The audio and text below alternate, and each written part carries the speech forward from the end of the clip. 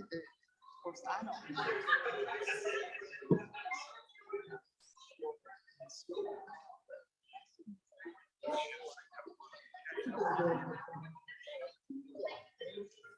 Whatever y'all decide. I mean, Cannon, he doesn't know. He has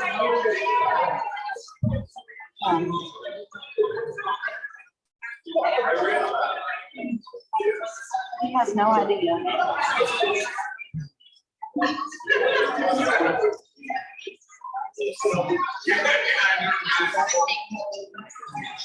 Next year.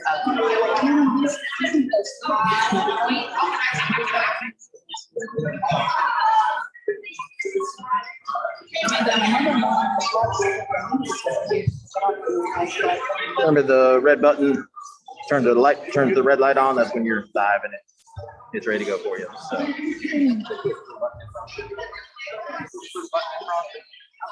red and then your microphone's on.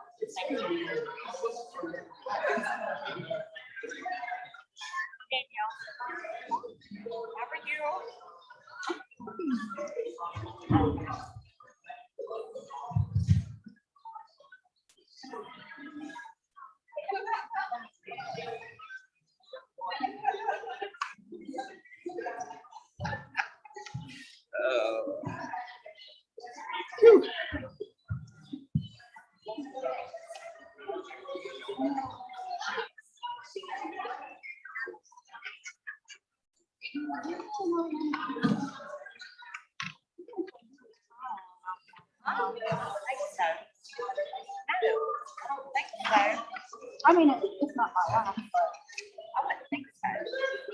And I've never. At this time, we'll call the February 21st, 2022 meeting to order. If you all will, please let's stand for the Pledge of Allegiance. I pledge allegiance to the flag of the United States of America and to the republic which stands one nation under God, indivisible, with liberty and justice for all.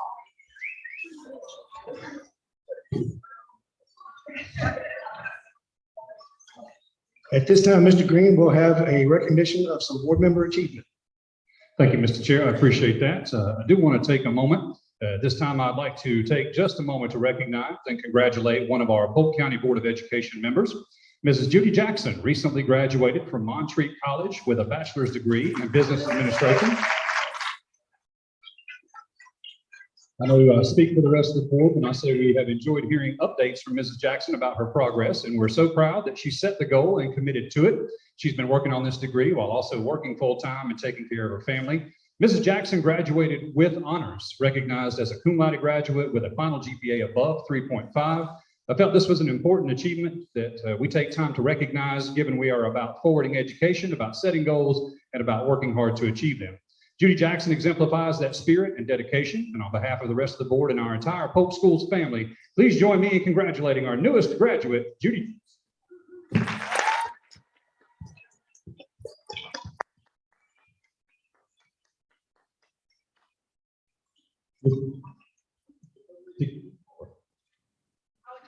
Say to the students and the parents of Polk County High School, if you have a dream, follow it. It doesn't matter how young, how old, or in between you are, that your dreams can come true.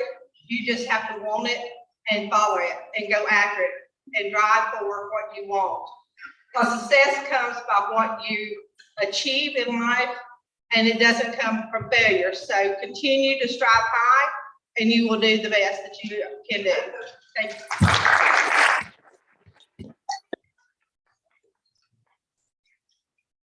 Congratulations, Ms. Jackson. I know I've watched you study many a board meeting before and after, and kudos to you. Congratulations.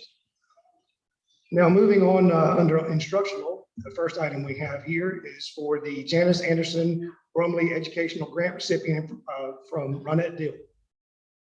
Oh, I'm sorry, I missed the minutes. My apologies. Before we do that, we're going to approve the minutes from January 10th, 2022 board meeting. Has everybody had a chance to review the minutes? So many. I've got a motion to approve. Do I have a second? Motion and a second. Any further discussion?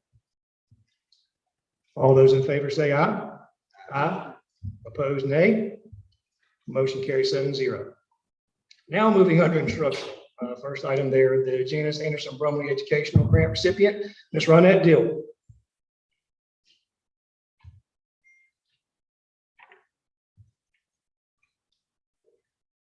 Evening, Chairman Ashworth and board members. It's nice to be here tonight. For those of you in the audience, this is the first year of this award. Ken Brumley and the family of Janice Anderson Brumley have established the Janice Anderson Brumley Educational Grant Fund in loving memory of their wife and mother. Janice taught in Polk County for over 30 years and was dearly loved by her students. Her goal was to be the best educator that she could possibly be. She knew that she could only achieve this by continually educating herself. Over the years, Janice attended state and national education conferences and earned her master's degree and national board certification. Throughout her teaching career, Janice donated her time and money to these endeavors, but she was also the beneficiary of various grants and awards that helped her to reach her goal. This grant fund will award up to $1,000 each year to educators who also share Janice's goal of being the best educator that you can possibly be. The 2022 Janice Anderson Brumley Educational Grant recipients are Natalie Heatherly, math teacher at Polk County High School, and Eric Eaton, social studies teacher at Polk County Middle School. With these grant funds, Ms. Heatherly plans to pursue national board certification, and Mr. Eaton will attend and present at the North Carolina Council for the Social Studies Conference. Congratulations to the two of you, and a special thank you to the family of Janice Anderson Brumley for establishing this fund for Polk County educators.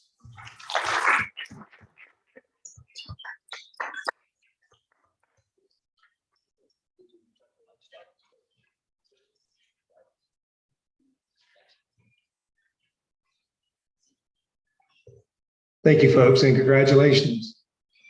Next under instructional, we have Polk County Middle School STEM program, Mr. Dale Rush.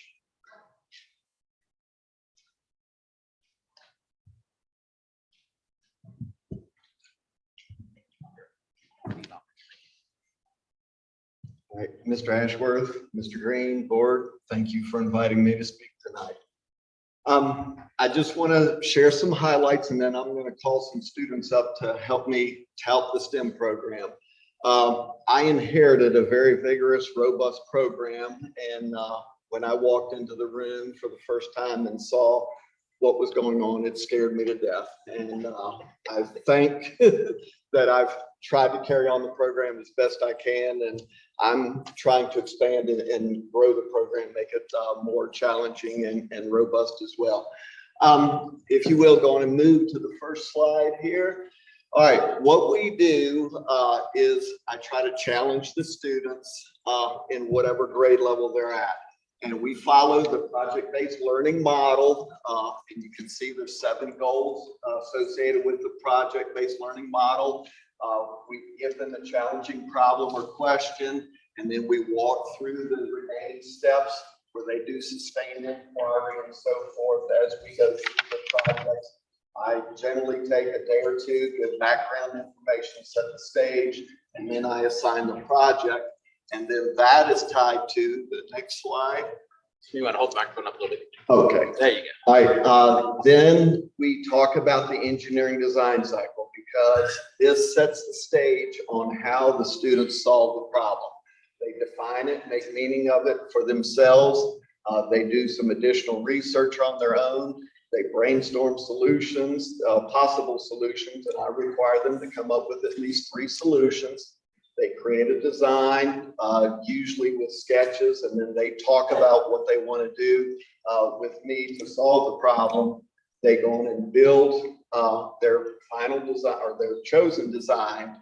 And once they've built it, they test it. And depending upon how successful their testing is, they go on and either go back through the engineering design cycle to solve the problem ultimately, or if it works as they intended, then they move on out of the engineering design cycle and we move on to the next challenge.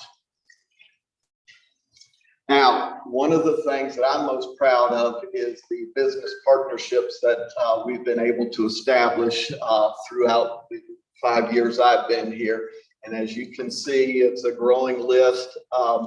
One of the things that I established early on was the relationship with the NASCAR Hall of Fame in Charlotte. The COVID virus has kind of put a damper on these, but I tried to involve and get as many guest speakers coming into the classroom as possible because that gives the students real world exposure.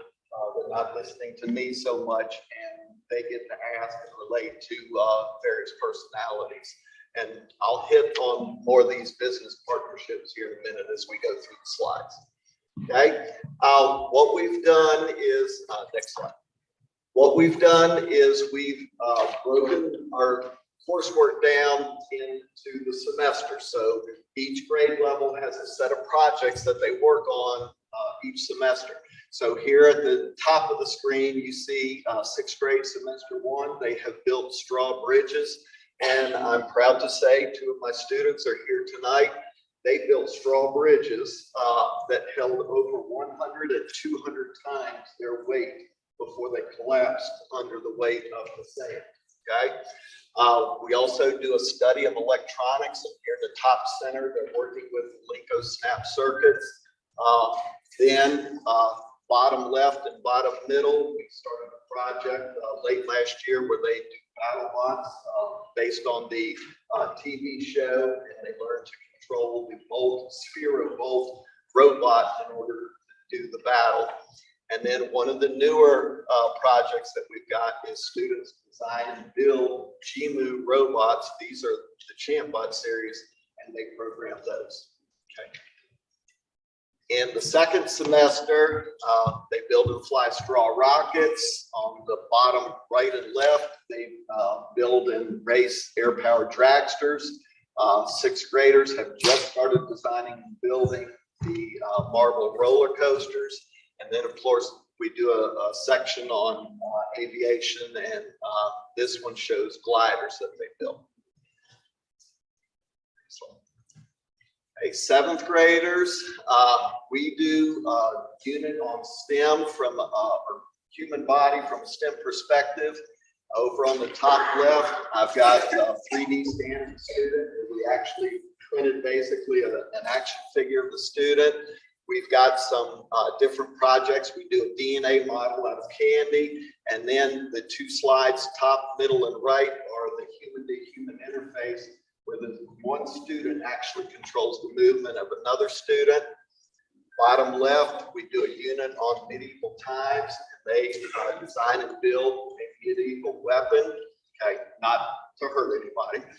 And then we study chain reaction cars and so forth. All right.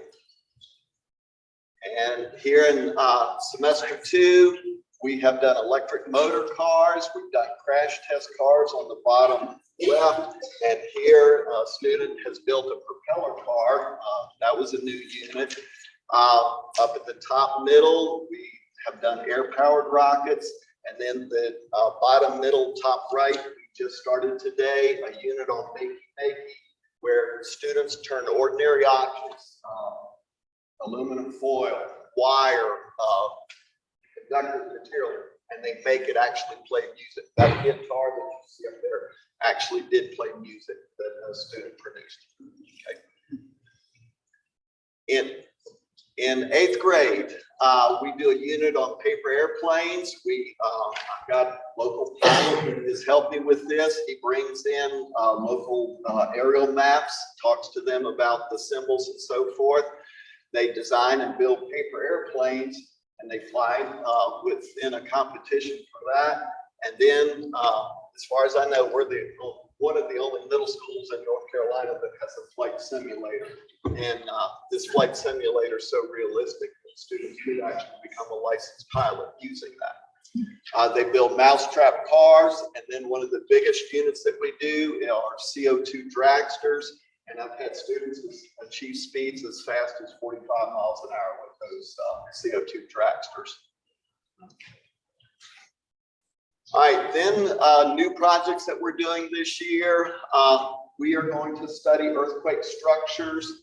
Isothermal Community College Building Construction Department just recently finished this shape table, it's called, simulating earthquakes. I just got that a week ago, and I'm hoping when the next 6 weeks starts that we will actually introduce this unit to students. They're going to design and build earthquake structures from balsa wood. We'll set them on the shape table, simulate an earthquake, and see how well those structures fare. I've also been in contact with Polk County Emergency Services and so forth to help provide information to us, and if possible, help them contribute to our lessons as far as that.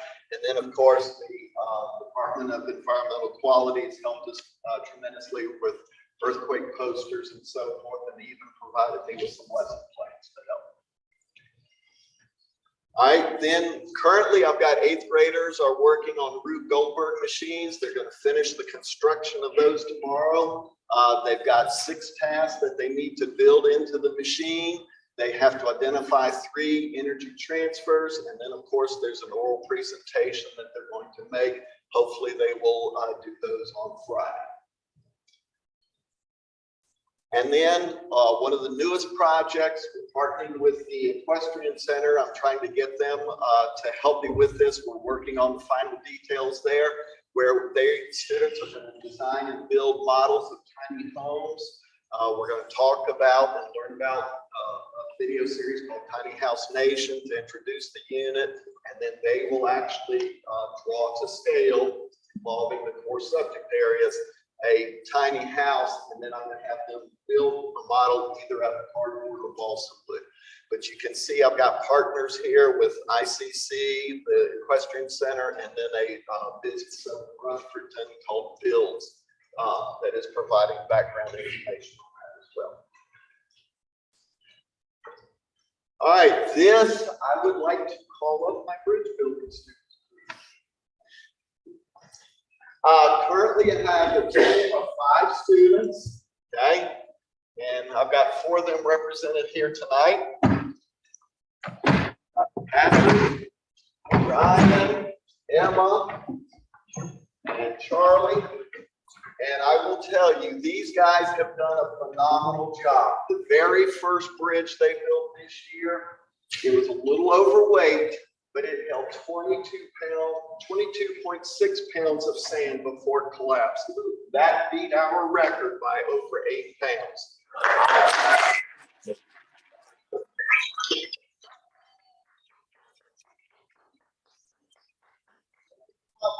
When we go to the regional competition, whether it be in person or virtual, that we're going to walk away with it as the winners. And if that's the case, then we're on to Raleigh for the state competition. So would you guys like to share anything about that?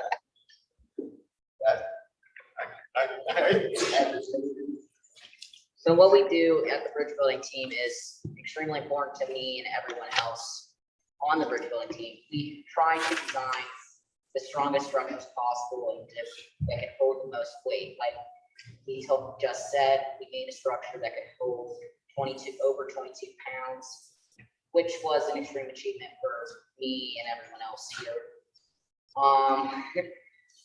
We hope to win every competition we go to, whether it be in person or virtual. And we just try to do the best at what we do and try to see what improvements can be made to the structures already built, what can be made, what else can be made to hold the weight or look better in some sort of way. Thank you. All right, and here's a short video.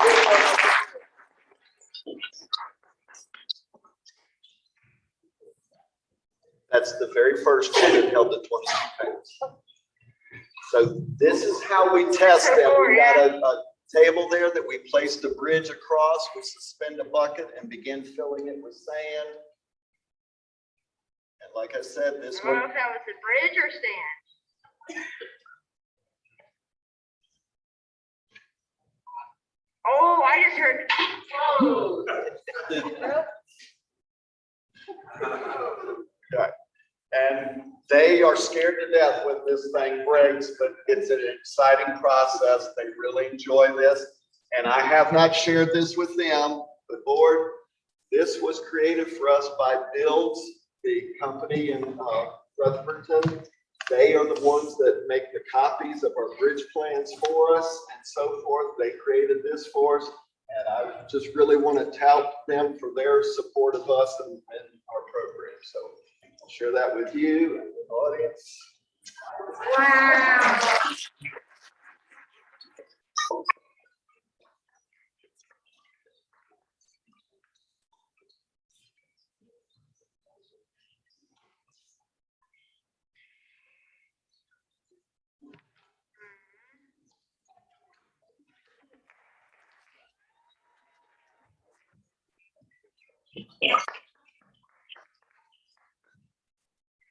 That was awesome, guys. Thank you very, very much.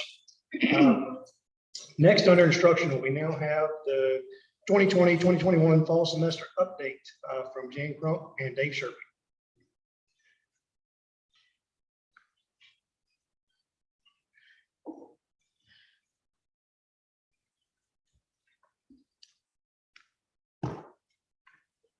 Good evening, Superintendent Green and Board of Education members.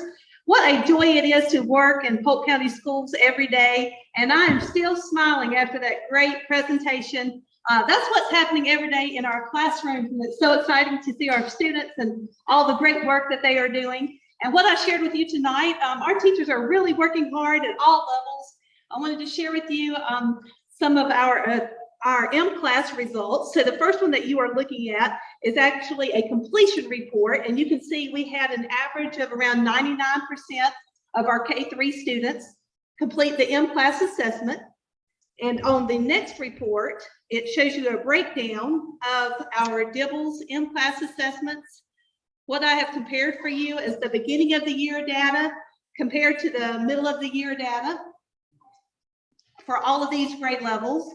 And if you look at the different colors, just to kind of give you an idea of what you're looking at, blue represents above a benchmark, green is at grade level or proficient for that level, yellow is below benchmark, and red means that these students need intensive support. So at the beginning of the year, you would expect to see a lot of red across those lines. And as you move on, as you can see, the bands are growing smaller in the red area and extending. The yellow and the green and the blue is what you want to see. It's really interesting to look at this data, especially if you go back and look at the grade levels that were impacted by the pandemic and all of the instruction that we know was missed for many of those grade levels. And so those teachers are really working hard to fill those gaps. Anywhere you see diagonal lines, that just means that items were not assessed in that particular area. But it's a great report to show that we are making progress in Polk County schools, and super proud of our elementary teachers, our teachers at all levels, but very proud of the growth that they are making as they are working to close the gaps that were created.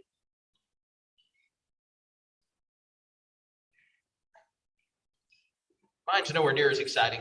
Mine's the high school testing that we just got finished with. So in December, the early college did their testing the week of December 13th through the 17th. We had about 25 students, it's a much smaller school, so about 25 students that were tested. They were able to complete that in a very efficient and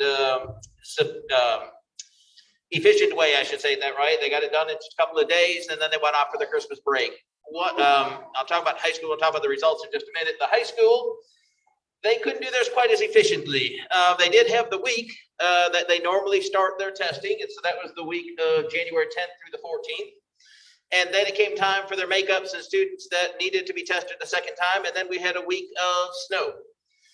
We had the Martin Luther King Day, and then 4 days after that, that were some version of a work day for our staff. And so they ended up spending most of the next 10 days doing makeup testing for a variety of students. They had 25 students, like I said, at the early college. The high school tested about 160 students. And 4 tests, just like the early college. In the high school, you take a test in biology as the science measure for a high school. English 2, so for the most part, our sophomores, that's the English measure at the high school. And then you need a math measure. And so we give 2 tests at the high school. Math 1 is the test usually given to ninth graders, and that is if they did not have Math 1 as an eighth grader. So if you did have Math 1 as an eighth grader at the middle school, then you wait until your sophomore or junior year when you take Math 3, and then that's the score that gets counted. So every student that goes to the high school will have a science measure in biology, an English measure in English 2, and then a math measure in either Math 1 or Math 3, whichever one they take at the high school level right there. So we had 160 students that were roughly tested. We had about 8 students that did not test for a variety of reasons. It's not uncommon that a student knows they're not doing well in the class, and when we tell them their final exam is on Tuesday at 8:30 in the morning, they conveniently don't show up at 8:30 in the morning. So we try to do some makeups in there, but 8 students gives us a little close to 95%, a little under 95% tested, and that's exactly where we want to be. It actually works a little better in second semester, so those two will balance out the year, and we'll be up in that 96, 97, 98%, somewhere in there by the time comes. We have 2 things at this time of year. I've done this for you for years. We don't normally talk about results on the test because it's not a real fair measure for either school when you look at results for just the first semester. We may have had an English 2 class that was all the honor students. So we look fabulous because all the honor students did great on their exam. And that's not a good measure for the year. Or we didn't have any honors courses in biology. They don't come to second semester. And so we don't give you those results until the end of the year when we can have a full measure of all the students that were enrolled in those 4 classes. There is something new this year, and if any of the parents have a student that took one of these EOCs, we have sent home for years what we call our green sheet or our parent report, or what's technically called the individual student report. It gives the parent an idea of how their child did on this test and how it did in relation to other students in North Carolina or other students in Polk County. We've normally printed those and we hand them out. They go home at the end of the school year. Lots of parents have gotten those green sheets most of the time. This year, we're going to continue to do that, but the report is also now available in the parent portal. So not in the phone app that PowerSchool has, but if they log into the website, there's a section there that says state testing or test results, and they'll be able to pull up that exact same parent report that we're sending home. The expectation is that over the next year or so, parents get used to seeing that in the parent portal, and then we no longer have to do that printing and send the reports home. We'll continue to do it. If anybody can't have access to it, we'll continue to send those home, but it's just a way for North Carolina to move those in there so parents can pick those up immediately after the results are done. So that was our EOC testing. Worked out well for the first semester. Thank you, Ms. Crump and Mr. Sherping. Now moving on under administrative, our first item there is Mr. Cliff Moore.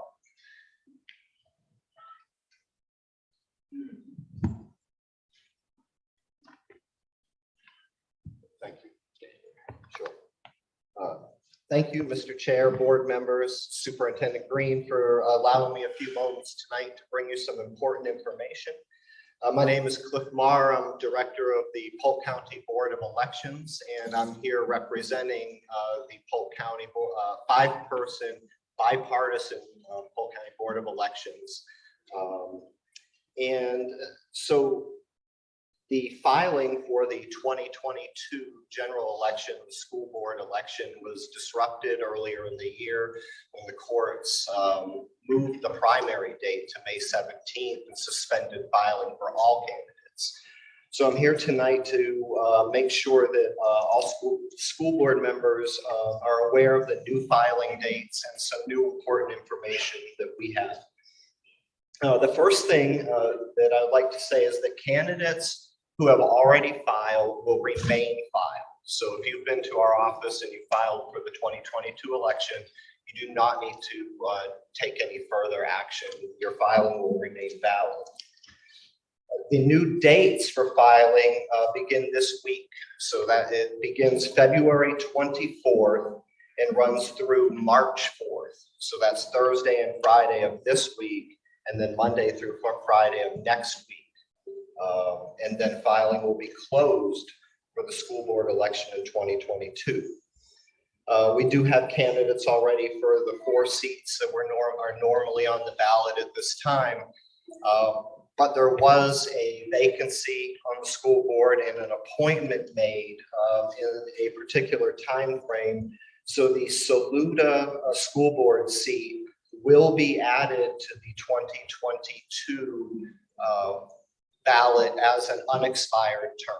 And so anybody who is interested in running for the 2-year unexpired term in the Saluda seat would need to come by our office in this 7-day filing period.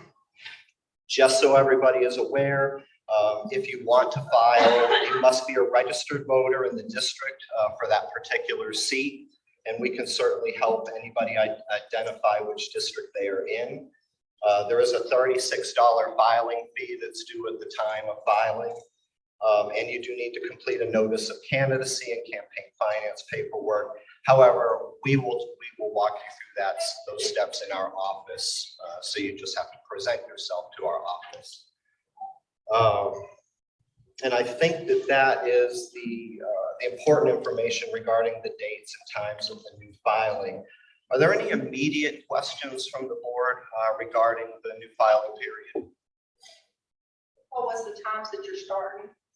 So our office is open from 8:30 to 5 through all those days. But on the initial Thursday, the 24th, by the court order, we will be open at 8 o'clock. So that first day of filing, we open at 8 o'clock. All subsequent days would be 8:30. Okay, and so if anybody has any further questions, whether from the school board or the community, you're welcome to call our office at 894-8181, or best option is come by and talk to us and we can help you navigate the process. And as long as I have the moment and the mic up here, I would like to say, give a shout out to Superintendent Green and the administration and the staff, the school board, for all the cooperation we get. You know, we are the other BOE, I guess.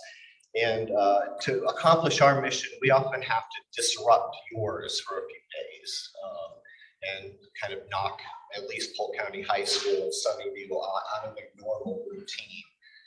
It's not always easy for them, but we have always received the utmost cooperation, just incredible support from the school system. And that's a big blessing for us. And I just want to express my appreciation and acknowledge that in a public way. So thank you very much.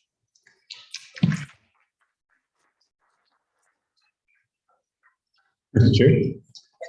Yes, I'm going to add one thing to that. Sure. I do want to make sure everybody knows that when folks do file for election, it's always been customary for us to offer an opportunity to meet with the superintendent. I can go through a very brief, so being about 45 minutes to an hour presentation on the district operations, giving a pretty good picture of that. So I just want to make sure that offer's out there. I've already had one individual take me up on that. But if anybody is going to file and run for a board seat and would like to meet with me and learn more about the district and our operations and what that entails, I'm happy to do so at their convenience. We'll set up a time to do it.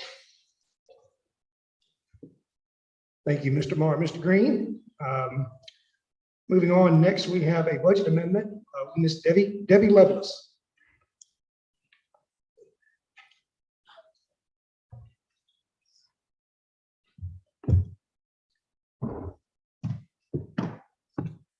Good afternoon. The budget amendment this time was for state. There was additional revenues, developmental day, transportation, CTE, and the legislative bonuses. A lot of times we have some of this money ahead of time, but DPI is kind of behind this year. So that was an additional $307,182. The next one.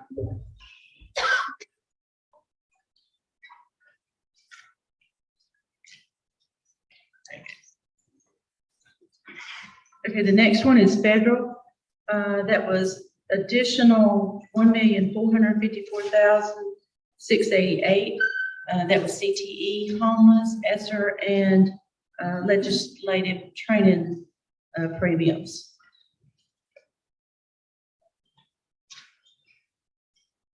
The next one was for Fund 4, which Fund 4 is where we put is where we have to book our buses. Whenever we had to make a bus payment, we actually don't pay that. The state actually does it, but they allocate it out to us, and then we have to put it on our books as the payments are made for our state yellow buses. And also there was $29,086. That was additional project money from the county. We didn't have all the money budgeted, so I had to budget that additional funds to get it up to what the county had.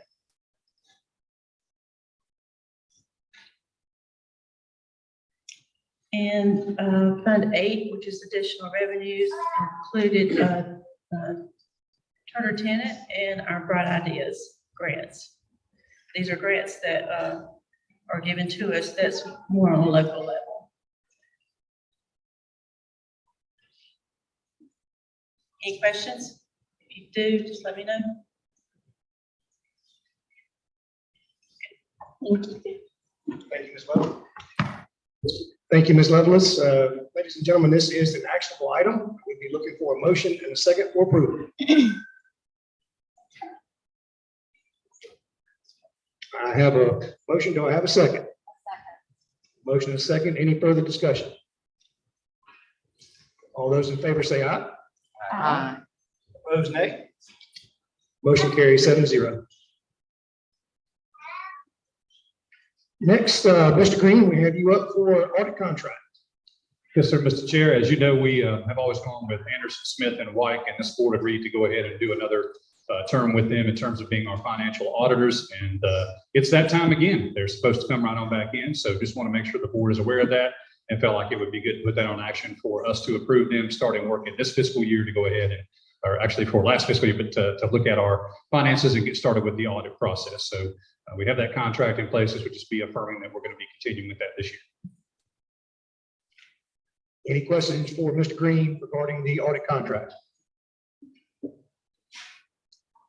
Again, this is an actionable item. We'll be looking for a motion and a second for approval. So moved. I have a motion. Do I have a second? A second. Motion and a second. Any further discussion? All in favor say aye. Aye. Opposed, nay. Motion carries 7-0. Next, back to Mr. Green again. We have our spring budget workshop. Thank you, Mr. Chair. As you know, in the springtime, we generally get together for a few hours, couple hours in either March or April to talk about the upcoming year's budget. Certainly would want to do that with you again. And my question to you as a board is what you would prefer in terms of how to do that. We can always tack, I think we've traditionally done 3:30 or 4 before a board meeting. The March board meeting would be on the 14th, if I'm not mistaken, and the April board meeting would be on the 11th. We could also do a separate session if the board felt compelled to do that. Obviously, we can call a work session. It does not have to be associated with one of our board meetings. So I'd be glad to entertain whatever preferences the board would have in that regard, but we do want to try to get something on the books to schedule and plan. What would be the pleasure of the board regarding the workshop? Either of those dates work for me. 14th, March 14th, early, before? Okay, all right, that'll be the plan. I will send out some times and make sure everybody's good with those times, and we'll plan on the 14th. Thank you. Very good. Thank you, Mr. Green. Next on our agenda is the Polk County High School HVAC project. Mr. Dave Sherpy. I just try to keep you updated each month on the status of this project. I have a little graphic there, a couple things to show you. The first one being we're just now getting to the point of having the building automation system starting to be working in the school so we can monitor the construction that's been done to this point. So they took the school, divided it into sections, kind of the phases that we're doing this project in. So you can see the A2 is actually the second floor over the backside of the school. And then B2 is this strange part here that's kind of on the second floor, but is also on the ground floor when you go around the back of the building. So it's the second floor when you come in from the front, and it's the ground floor when you're around back. Not the least bit confusing. So looking at that project at this point, we have sections A1, which is the downstairs. We have A2 finished. Those are the two areas that was done. This summer, we got the cold water piping done, the new chillers in place. We have new ceilings and lighting in all of the places that where we have done work. So most of the hallways throughout the building, at least on the right-hand side of the building. And then all of the classrooms and the hallways and other areas. So we've got that part done. We're currently working on section B2. This construction started about 7 or 8 days ago. So they're working through B2. That's in that diagram, kind of the bottom side, the south side there is 6 classrooms that are across there. And then the north side of that is the 3 shops that we have around back right there. So they're working on B2 right now. And they're building the building automation system. We'll talk about that here in just a minute. Between now and June, when we get out of school, the other parts they'll have done is B1 and N, what we call the new wing of the building right there. So those 2 sections. And we'll have started demolition in the media center area and kind of that hallway that goes around the right-hand side of the building there. That area will still be operational during the school day, just like other parts of the building have been, but there'll be demolition that is going on in there, and then we'll start the renovation once school is out. What we'll do then, as the students leave at the beginning of June, is finish up section C, move on to D, E, F, and the gym and auditorium, and that will all be done by the start of school for next year. We talked a little bit about a building automation system. This is a graphic of the upstairs, the temperature measures, the monitoring that we now have that we haven't had in the past. So now Darren from around the school system or anybody else can log in and we can pinpoint if there are any issues and do some remote repair on those. Each of the classroom, is replacing their unit ventilator, the big fan that was blowing on the side of the room, and is moving to a quiet VAV box in there, a variable air volume. We're taking the air conditioned or natural air that comes in from the ductwork they're putting in. We add some heat to it and then send it to the room if that's needed in that particular area. So this is the monitoring of each one of those classrooms. On the roof are new air handlers. We have 2 of them running right now. The third one will be commissioned as part of the work they're doing right now in the B wing of the building. So that gives you an idea of the temperature controls, the exhaust air, the incoming air, the heating, the cooling that is doing to make that air comfortable to go back into our classrooms. And that's something we really haven't had before, and that is the chiller and eventually the boiler controls that were in a pneumatic system before will now be built into this building automation system. Financially wise, we're at about 3.4 million paid in that project, and we have about 2.8 million left to go in that project. So a little beyond halfway in the amount of work that they're going to do going across this building right here. We're making good progress. We have, weekly meetings with the construction company, things that come up along the way. They've been very responsive to us, and anytime we've raised an issue, they've jumped right on it, and it's going well so far. Mr. Shipping, I know I have a question. With the cost of materials going up the way they have of late, have we seen any impact with this project so far? This is the price. It is going to be $6.2 million to do it. That is we did this as a design build project. They said that they're going to do this project for $6.2 million. And that, depending on their cost, that is not an acceptable way to change this price. It was guaranteed at $6.2 million. Perfect, thank you. Any other questions for Mr. Shirking? Mr. Sherman, on the building automation system, Yes. the far corner of the A213, is that not measured? I see zeros there. We're still in the process. This is a screenshot I took a couple of days ago. They will all be eventually, they're turning them on as we work through the building. Yep. Thank you. You're welcome. Other questions, Mr. Shirking? All right, thank you very much. Staying in your court, Mr. Shirking, we'll move on to the calendar updates. All right, we have 7 schools and 5 calendars right now. We start the school year with 1 calendar for the early college and 1 calendar for everybody else. And this year we're now at 7 separate calendars. So I'll point out in Sunnyview what has changed, and then we'll talk about a few of the other ones. So Sunnyview, This is the only school that had nothing but weather delays at this point. So the 3 days, January 19, 20, and 21 were supposed to be student days. Those became snow days for us. And so we chose out of the calendar February 11th, March 11th, and May 13th that were work days, and we moved those to January 19th, 20th, and 21. This is what we do in our calendar every year. We design a calendar, we put the work days kind of where we think we might need them, and then we move them to the place where snow falls or we have to close the school for another reason, for some reason or another. So this particular school has only had those snow days. So you'll notice they're at 180 student days so far this year.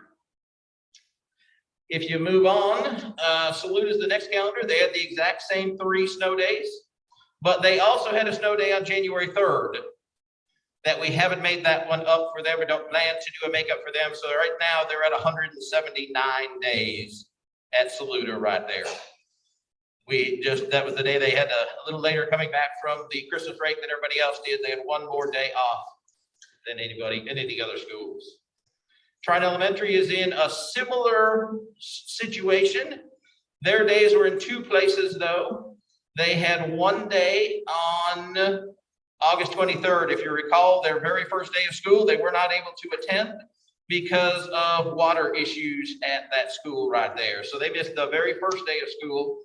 And then on January 7th, they had a day where we had staffing issues with COVID quarantines. And so they are now at 178 days. We expect that's where they'll finish the year, with 178 days. Let's look at the next one here, the Polk County High School, Polk County Middle School, and Polk Central. If you remember, they had the exact same snow days as everybody else. They're at 178 because they had September 3rd and September 7th, which were staffing days for COVID. So they're at 178 days for those 3 schools. All the rest of the calendar stays the same. And then our final one is significantly different. So even when our students are out of school for snow at the early college, they still have work that is expected to be completed for them. So they still have their ICC courses that they're continuing to work in. They still have some of their high school work that they're continuing to work in. Their courses from NCVPS that they continue to do work in. So we counted only January 19th as a snow day for them. January 20th and 21st, we have as regular school days for them. They didn't come to school, but those students did all of the work that they were supposed to do in their NCVPS, their college courses, and some of their other high school courses. So with their missing days, they're down to 179 in their calendar. So we'd ask you to approve the 5 calendars that we have out there. And hopefully those will be the last changes for this year. Any questions for Mr. Sherping regarding calendars? All right, this will be another actionable item. We'll be looking for a motion and a second for approval. I have a motion. Do I have a second? I'll second. Motion and a second. Any further discussion? All those in favor say aye. Aye. Opposed, nay. Motion carries 7-0. Moving along, we next have the virtual counseling services, Ms. Tony Haley.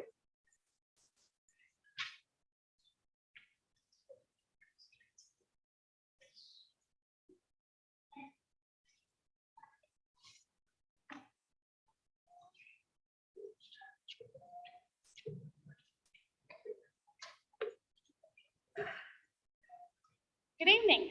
I am very excited to present an additional counseling service for our students and a brand new option for our staff. Our counselors brought us this service after attending the state conference in Greensboro in the fall. There's been a lot of hard work behind the scenes, getting all of these services ready for our staff and students. Just to give a little reference, dialogue, when I'm referencing dialogue, that is in reference to our student programs, and dial care will be in reference to our staff programs. I do want to give this disclaimer before we get started. All of the information, all of the services that are provided are confidential. We don't know which students access, which staff access. The only information that we are given is a utilization report so that we can tell if staff and students are actually using it and it's worth the money that we're spending.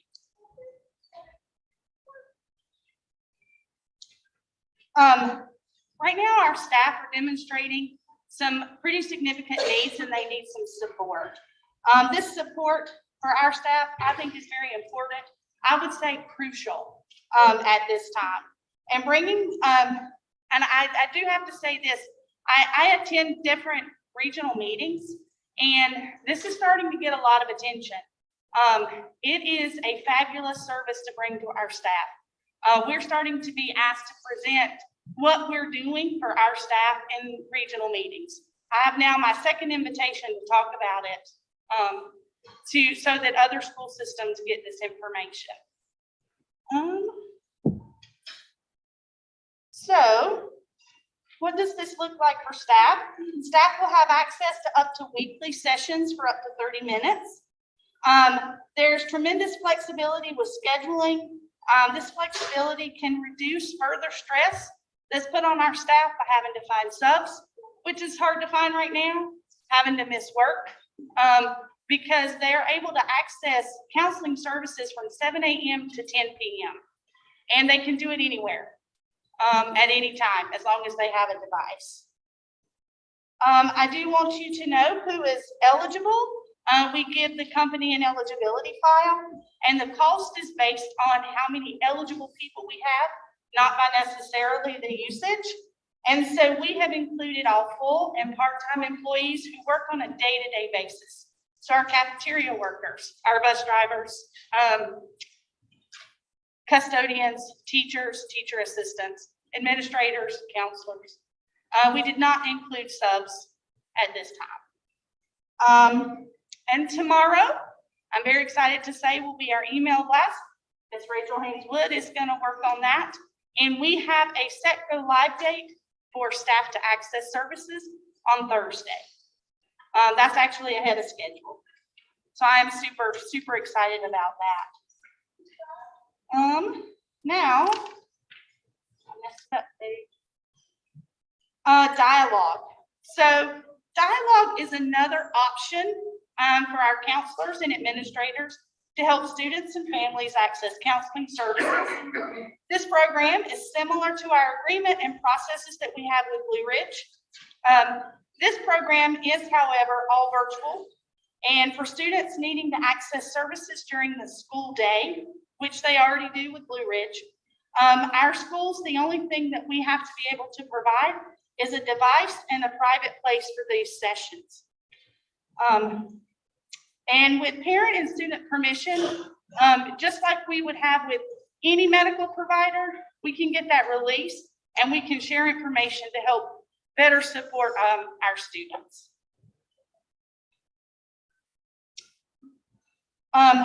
We do have an increase in the number of students needing mental health support, and we are outgrowing our current supports.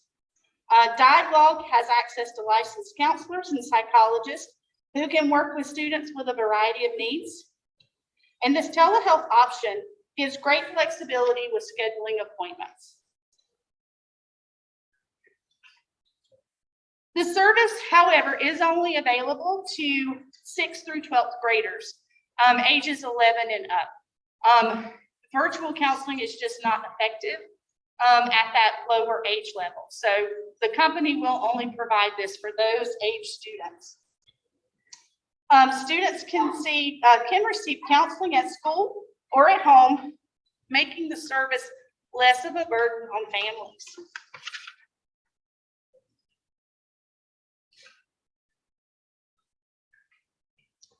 Again, those counselors are licensed and trained. They're trained and have very specific protocols to help with emergencies. And students and families are not charged. These services are covered through our contract. Our counselors have identified a significant need for additional resources. We used to have 2 counselors through Blue Ridge, And just for reasons of nobody's fault, just a move, we lost one of those counselors. We only have one, and her caseload has grown way beyond what is humanly possible to handle. And so we really need these additional supports. This service fills a need for our students, and it's set up in a way that can be very supportive to our families.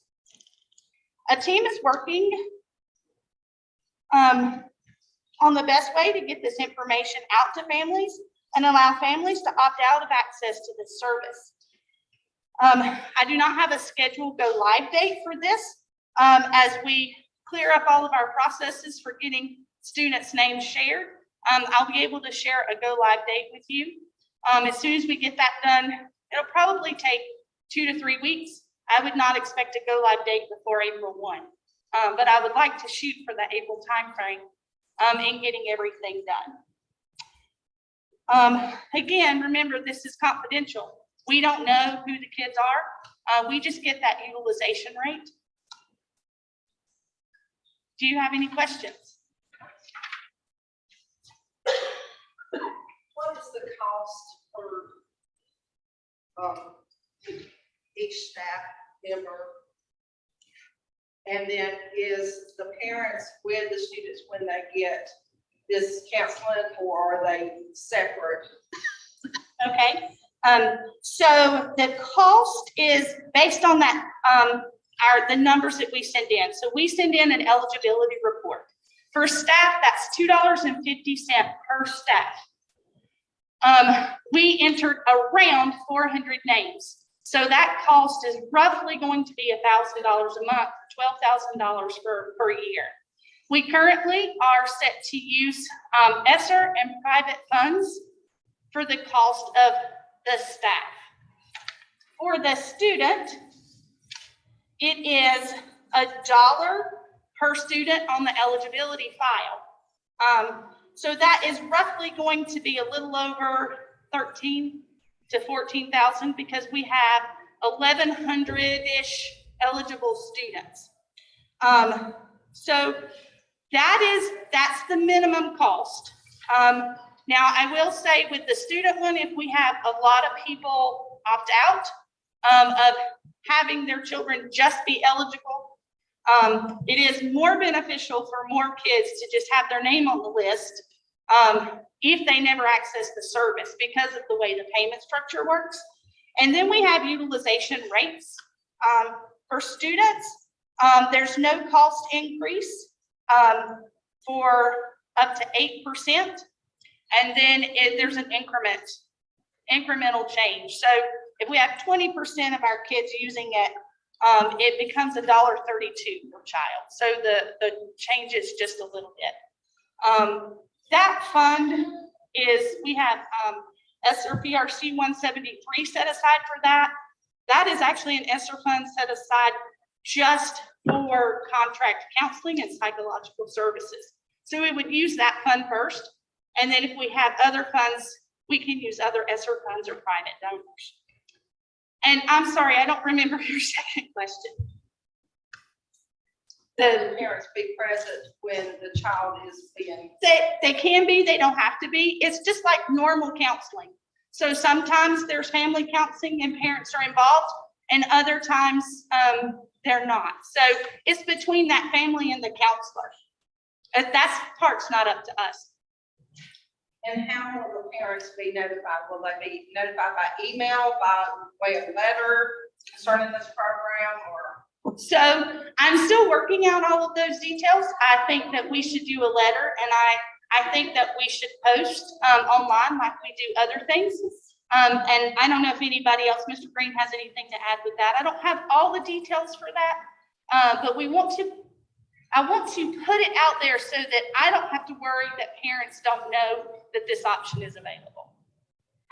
Ms. Jackson, I can speak a little more to that. When we met and talked, we talked a lot about the library card, where we sent out letters saying that if you didn't want your child's information to go out to the media center here at the Polk County Library, then you didn't have to do that. So again, this very clearly is only if parents want their child to have access to it. If they do not, they can opt out of that. We'll be sending information out in a letter format, and we'll do an all call to accompany it so people are informed about that if they don't want to do it.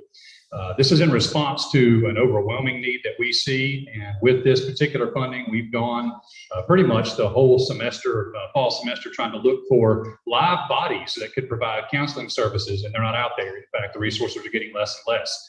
And so we're trying to do whatever we can to try to help with that need.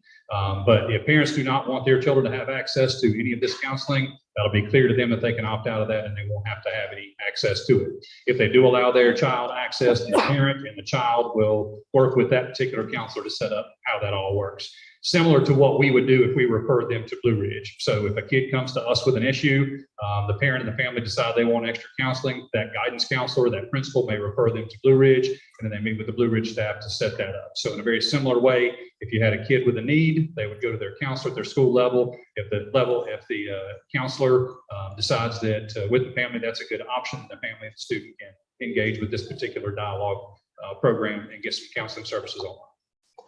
And the only thing that I would add to that is we are able to update our eligibility file about monthly. So if a parent did opt out to begin with, and the counselor reached out and recommunicated that this is available, we could add them to our eligibility file.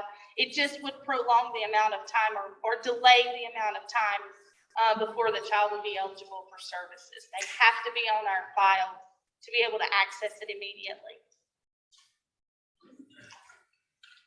Do you think there was more stress or more drug addiction or more one category over the other over this past year that you saw that's raised the number to need this extra service? Or it's just the number of kids needing supports beyond what our counselors have. I spent some time today with our counselors at the middle school, and we have a lot of kids with anxiety. Which is understandable. So that's probably I would say the biggest thing. But I would also say that the main reason that we need this is, yes, our kids have greater needs, but we're losing the availability of resources. So we lost a counselor. A counselor's caseload is about 50. So we cut what we had available in half. I've also reached out to some local counselors and their caseloads are full. So, and I would say that there's a geographical sort of weakness that we have. Weakness is not the right word, but families have to travel to Rutherfordton, to South Carolina, Hendersonville, Asheville. I was just working with a family wanting to access therapy and behavioral supports at Carolina Pediatrics, and they are months out at the Hendersonville and Asheville office. So this is just, I feel very much that it's a way to get that support out to our families and our students without putting that extra burden on them. Ms. Jackson, I would add too that if you recall, when we opened up the Blue Ridge Center, this was long before the pandemic, that was around behavioral health. That's how we started that, because there was a need for counseling services and the ability to address the whole child. So this has been a need that's existed for many years. And again, as we lose counselors, lose social workers, lose that ability to intervene, we're looking for any resources we can to help stem that tide. Other questions for Ms. Haley? Thank you, Ms. Haley. Next up, we have the Forbes Toronto Elementary School Preschool Edition, Mr. Dave Sherby. We just wanted to inform you that we're starting to look at this process. Miss Harding wrote a grant over the last, I'd say 4 or 5 years that she worked on that grant, and we got about $1.2 million to, nope, 1.5 million. Thank you. I can remember $1.5 million to do that addition there. It's going to move the students that are in Forbes preschool right now and move them to an annex that's built onto the newest building at Trine Elementary. We're starting that process. We're working with some architects to move forward. Our initial design was designed with an architect in Tryon. He has told us that he's not interested in moving forward. He unfortunately is booked with lots of other projects. He'd like to not do those projects and do ours, but he's already moved on those. So we're gonna have to find somebody else to work through that process. The design of the building, the sign, all those things. And that's what we're just letting you know. We're moving forward with that. Our plan is to do this as a standard design bid build, just like we built the middle school, just like we built the high school, different than the design build project we did here at the high school. So it'll be designed, it'll go out in a full bid for companies to bid on that project, and then it'll get built. So you'll have that competitive bidding that was so important in other projects that we've done along the way. Just wanted you to know, over the next couple of months, we're going to be bringing you more and more information to get this project underway. Any questions for Mr. Sherpy? Thank you, sir. Moving along, we now have the local retention bonus. Mr. Green.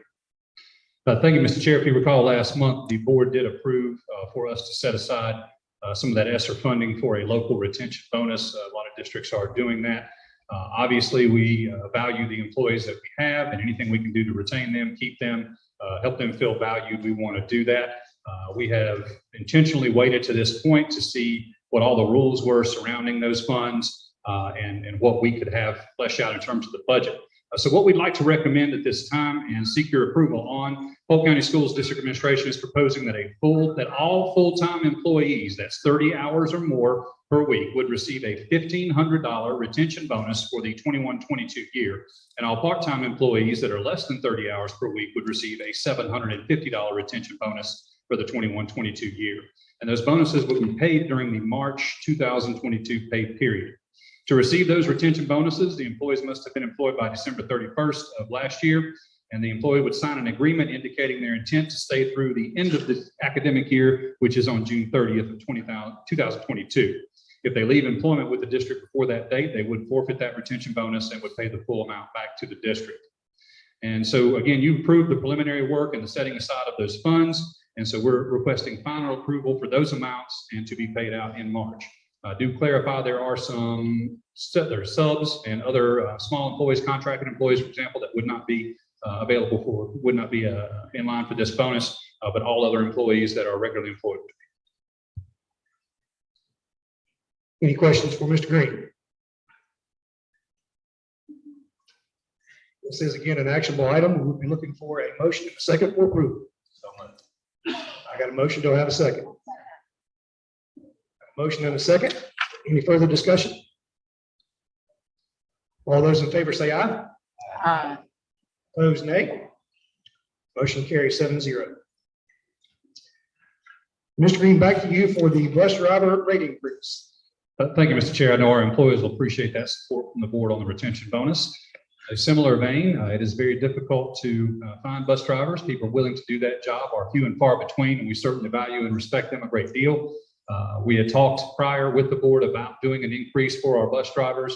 We also wanted to wait and see what the legislature would do in terms of their raises. At this time, sir, I would like to ask the board for approval to increase all bus drivers, no matter where they're at on their pay scale at this time, all bus drivers to receive a $2 per hour increase.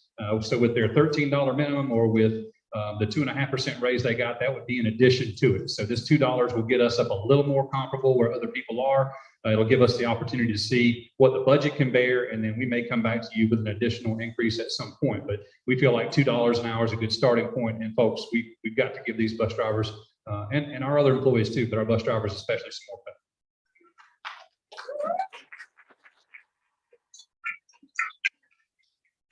Any questions for Mr. Green? This again is an actionable item. We'll be looking for a motion and a second for approval. So moved. All right, I've got a motion. Do I have a second? Who was the motion? Who made the original motion? Ms. Jackson. Find it out. Ms. Gibbs, all right. And a second? Motion and a second. Any further discussion? All those in favor say aye. Aye. Opposed, nay. Motion carries 7-0. And Mr. Green, back to you one more time for your superintendent's update. Thank you, sir. Well, I know that everyone is excited to hear about the update tonight. We will get through this. If you don't mind, Mr. Sherpin, go right ahead. As you know, our previous context in regards to COVID and the pandemic, we did have a temporary mask requirement that was in response to impacts we were feeling early on this year. And that was due to the DHHS mandatory exclusion guidelines for environments that had masks optional. We did see a significant reduction in exclusion numbers and impacts once those masks were placed again. And you've seen all these data points before from the prior context. I think the board's aware of where we've been. On the next slide, our current situation is that there is a temporary mask requirement still in place, and we still have high community and regional spread, according to the CDC. That is 14% positivity here in Polk and 227 per 100,000 as of February the 20th. But we have seen a significant drop in cases over the last week or so. You can monitor that on our dashboard on our website. And so we were seeing prior about 10 to 15 cases per day. And so last Friday, I think, was our first day that we had 0 cases. We only had 2 positives that we were notified about today. So there's also been an option for asymptomatic students and staff to test to remain at school, but that must be requested by parents. It has proven to work in keeping exclusions to a minimum. The nationwide numbers also seem to be dropping quickly, and maybe with the Omicron variant dropping as quickly as they escalated. And as we know that vaccinations are still available to students and staff, those student numbers are still low in terms of overall percentages. Mr. Turpin? Operating with the current NCDHHS required rules for exposed students and staff, there's a requirement currently for investigation, contact tracing, but those will expire as of today, and they become recommendations, not obligations. And so DHHS has reflected those changes in updating the toolkit. I think you guys have seen that. We've sent that out. You guys have had the opportunity to review that. Also, Governor Cooper came out on February the 17th, encouraging the consideration of loosening of requirements like face coverings by 3/7. So that's the direction he was taking. Still required to address those with symptoms, and would be, but with the ability for alternative diagnosis or even a test to help with exclusion. But as a positive case with COVID, we will still have to isolate them for 5 days, even with the new guidance. Right now, across North Carolina, there are 64 mask optional districts and 51 mask required districts. That's of 218. You can see that chart on the next page. And a lot of these that are going mask optional are citing different dates. Today, some were saying March 7th and some did them immediately. So there's a variance there in terms of what they did. In terms of looking ahead, what I would like to tell the board, that's my next slide, Mr. Sherp. I think this board was very clear that the only reason you went back to requiring a temporary requirement on face coverings was to deal with those impacts that were related to required exclusions, and investigation and contact tracing are no longer being required by DHHS, which would presumably remove that obligation or that burden. I think it's important for us to continue to monitor symptomatic students and staff, evaluate, but I certainly hope that we can move towards allowing our nurses to use their clinical judgment in that process, as we've always done. When a student has symptoms or has illness, our school nurses have always moved forward with their clinical judgment. I said it last month, I'll say it again, at some point we have to move forward. This current model is not sustainable over the long term. And obviously the board has to take into consideration the most or least restrictive guidance in relation to the risk the community is experiencing at the time. Decisions also have to be made in terms of the context of what's happening in the broader community, what types of mitigation efforts are going on there. And as you know, you have to make a decision monthly on face coverings.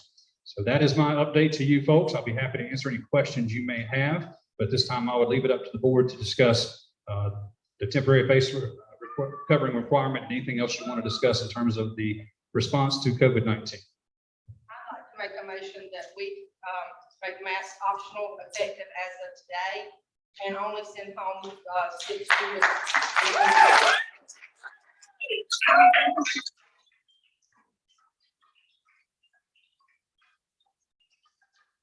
I have that motion. Do I have a second? I second.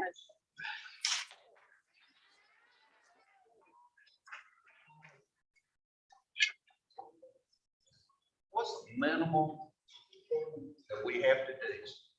Keep kids in school. I was going to ask if I could have that clear. So I want to make sure the board understands, when you're saying the least restrictive approach, here's what that would entail. So we would no longer investigate or contact trace when a positive occurs. We have to still address symptomatic students. That's still a requirement by DHHS. Obviously, that's something you do in schools anyway. When a kid's sick, you send them to the nurse and you deal with it. So that's still a requirement.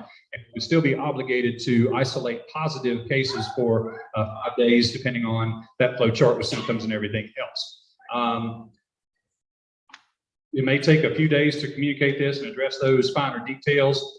But in my estimation, what you're saying to me is that schools would also return to normal activities, access to the schools by volunteers, participation by the public. So when you say least, I'm interpreting that as saying that we're taking the face coverings off, they will be optional, that we will no longer investigate or contact trace, and that we will reopen our schools for activities and the public and volunteers.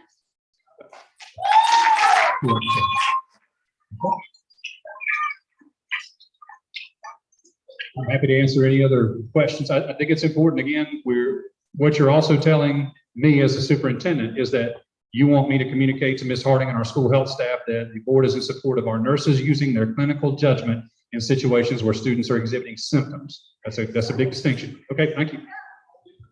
Tonight, right? Tonight. This will be effective immediately, correct?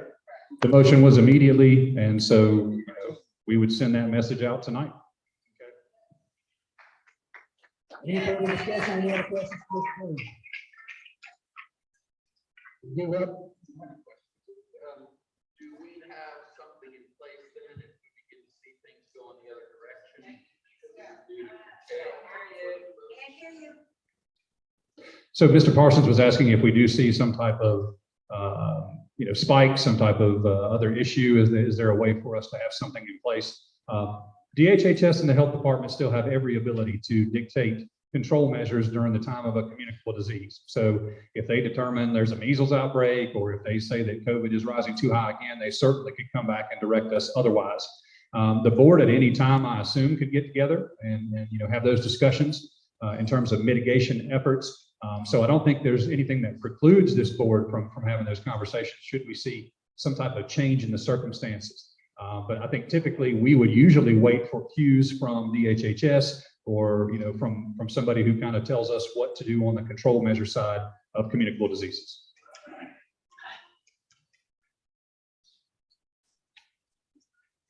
Any other questions? Any further discussion? We do have a motion and a second. All those in favor, please say aye. Aye. Opposed, nay. Motion carries 7-0.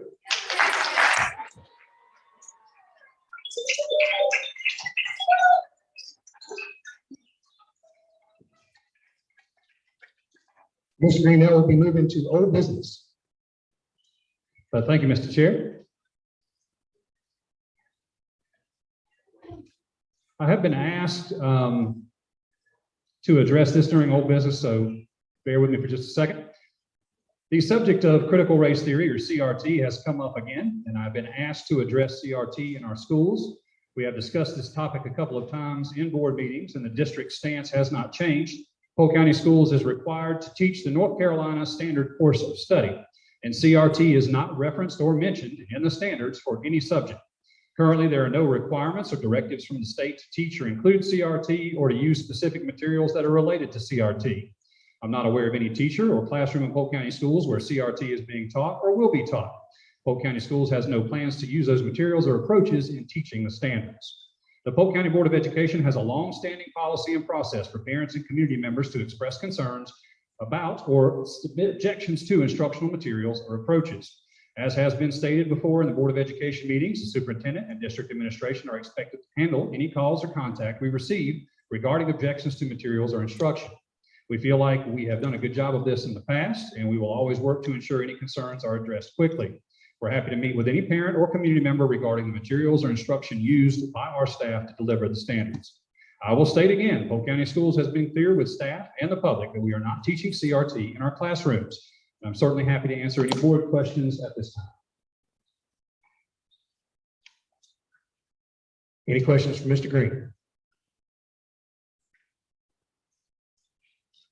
Thank you, Mr. Green. Is there any other old business? No other old business, sir. Thank you. We'll move down under new business. Yes, sir, Mr. Chair, if you don't mind, I don't know, is Lambert Writings out there? Mr. Writings, are you out there somewhere? Mr. Ridings, please stand up.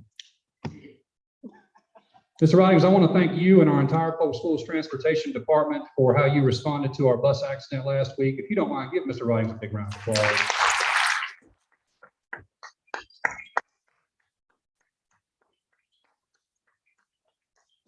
I also want to give a huge thank you to all of our Polk County first responders, EMS, Polk County Sheriff's Department, all the folks who came and descended upon that accident to help our kids. They were there quickly. Their response was swift. Sheriff Wright, all your staff, and definitely all of our EMS folks. If you don't know what it's like to live in other communities, I can tell you Polk County is a special place. The way that our folks chip in and take care of our kids and respond to emergencies is absolutely tremendous. And I don't care which side of the political aisle you fall on, that, my friends, is very wonderful for our community, and I tremendously support it.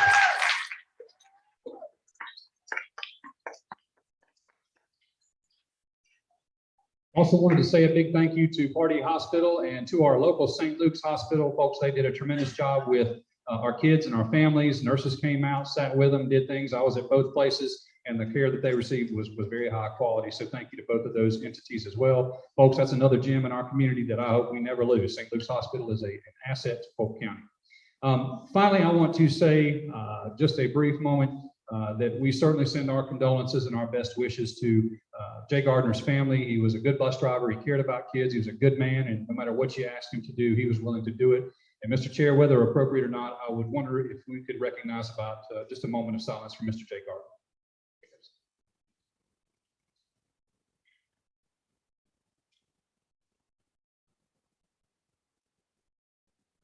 Thank you, sir. Thank you.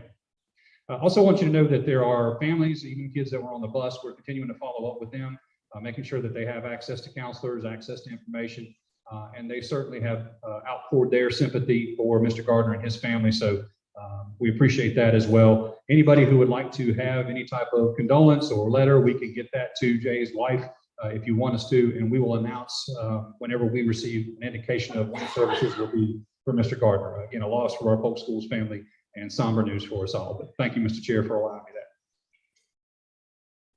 Also want to say that we do have some board training that I will be sending some information out to you. Ms. Odell and I are going to get together. Mr. Parsons, you have the wonderful task of completing your 101 training, which is just outstanding.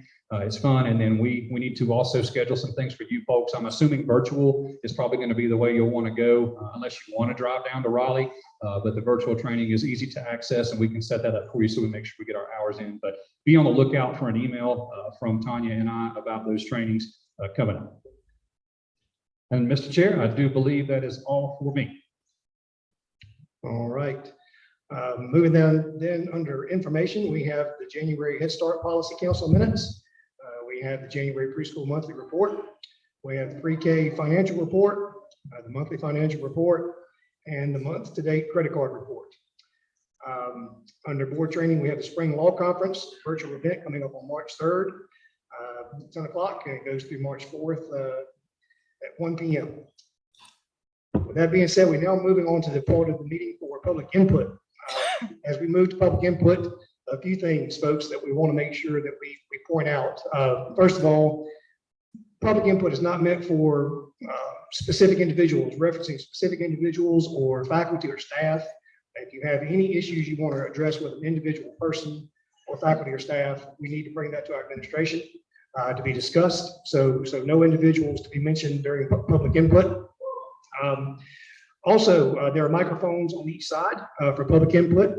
Please use those for when you speak, and we do not need anyone on the stage. So appreciate your compliance with that. Anything else that I've missed there, Mr. Green? So with that being said, folks, we also know that it is our policy that we have a 30-minute period for public input. That would be approximately 10 people speak for 3 minutes each. We have a total of 26 people on our list to speak publicly this evening. What would be the pleasure of the board regarding public input for this evening?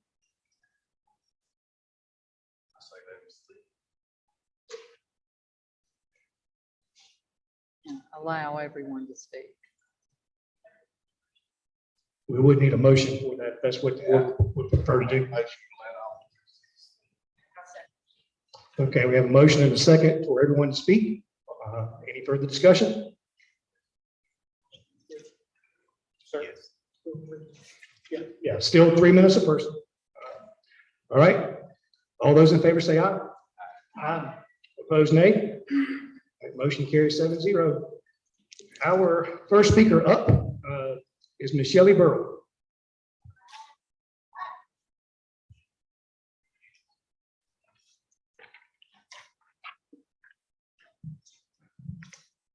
Before I speak today, I would really like to start with prayer. Lord, I just want to thank you for the opportunity to be here tonight and for everyone in this room here with us, Lord. I ask that you just lead each one of us. Let us speak tonight with grace and love as you would.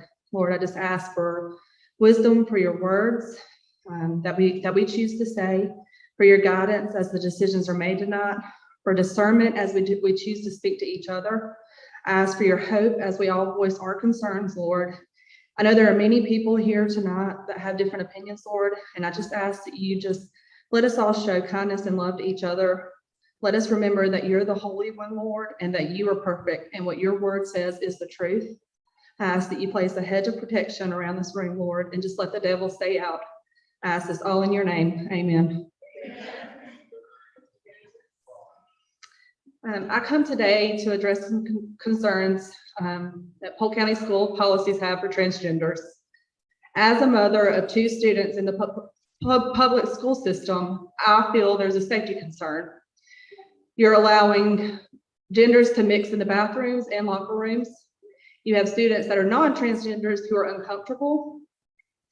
You have dangerous situations that could happen. If you look at Loudoun County, Virginia, a non-conforming gender male in a skirt walked into a bathroom and violently raped a 15-year-old little girl. Now, am I saying that the transgenders at Polk County would do that? No. I know one of them people, and I'm not specifically going to say that person, but I don't feel that that's what the case is here. But I feel like we're opening the doors for pedophiles to have more access to our children, and that's where we have to protect them. When those children that are not transgenders voice their concerns that they're uncomfortable, that's when we need to look at the policies again. The Lord made a biological male and a biological female.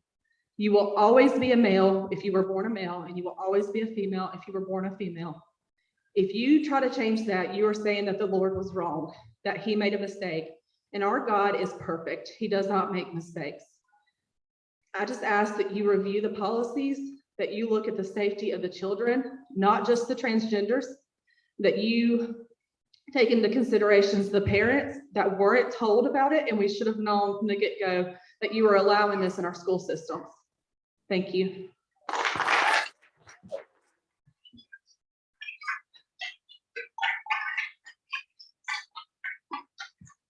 Next, we have Mr. Dick Shaughnessy.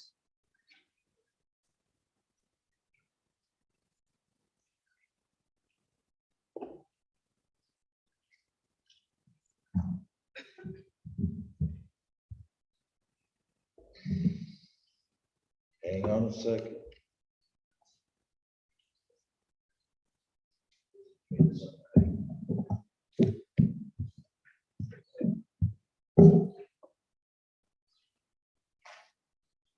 Okay, thank you. So my little brief tonight was all about CRT, and Mr. Green has preempted that a little bit. But despite what he says, I want to relate just my story. I presented to the board several weeks ago a resolution to be adopted to ban CRT from the schools. It was for the board to look at, review, and approve. And Mr. Green has just said that there's no CRT in the schools, and I don't disbelieve that, but I was asking for a public pronouncement by the school board to that fact, because CRT is an epidemic across this country. Well, the proposal that I gave to them, they rejected. So I'm going to tell you a little bit about CRT. CRT teaches students in this country that they're growing up in an inherently racist country, that its institutions are irredeemably biased, and that their race will always be a factor in their day-to-day lives. CRT has its roots in identity-based Marxist ideology and the theory of class conflict. How does this reflect the values of people of Polk County? CRT comes in clever disguises, which is why I think it's important to continue this. It masquerades its evil nature with other names like diversity, equity, and inclusion, and social emotional learning, which is very much present in Polk County schools. It's a national epidemic in our universities and our public K-12 education schools. North Carolina, believe it or not, is one of the worst to embrace this racist garbage. Instructing a child to be less white is not promoting dignity, and children of color certainly don't benefit from this type of discrimination. For this school board not to denounce as a board this racist agenda is very telling to me and frankly quite cowardly. CRT is a cancer in the society, and your silence, well, near silence, is your acceptance of it. Like the 1619 Project, written also by Marxists, the goal is to destroy the true history of America and recreate it in the minds of our children as a nation of bigots and racists. Now that the life has been sucked out of the mask mandate, are you waiting for permission to do what's right on this issue also? Your delinquency in performance will surely be an election issue this year. In the meantime, your shame of acting like children rather than responsible leaders of this community and protecting our children is the legacy for me of this board. Thank you.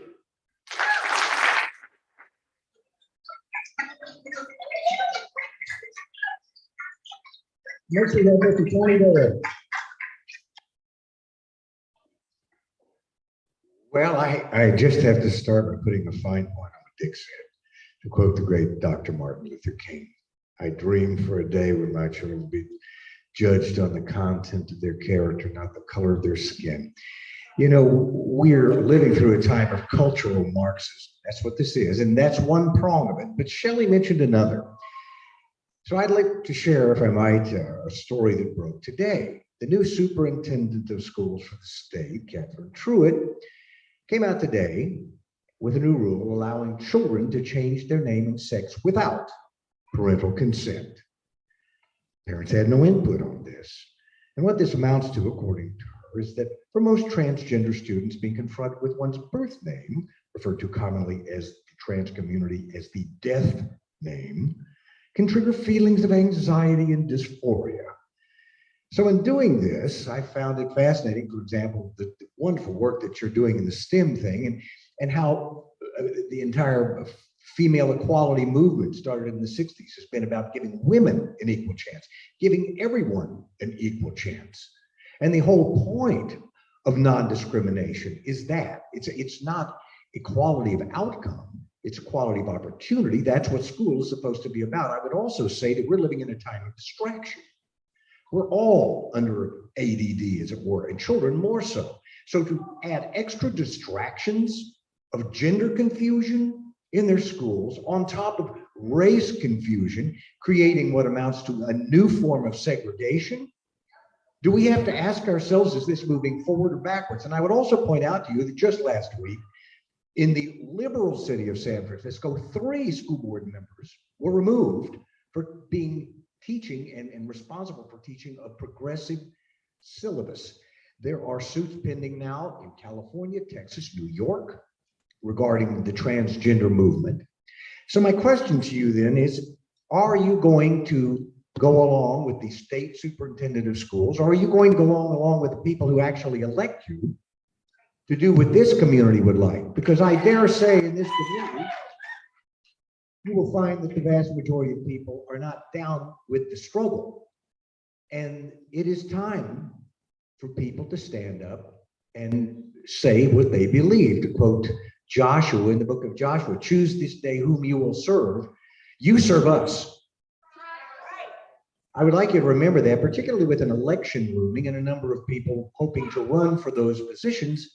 We will be watching closely, and let me leave you with this thought. You are on the wrong side of history if you don't pay attention to the mama bears and parents in this country. That is the point of the spear in this coming election season. Thank you.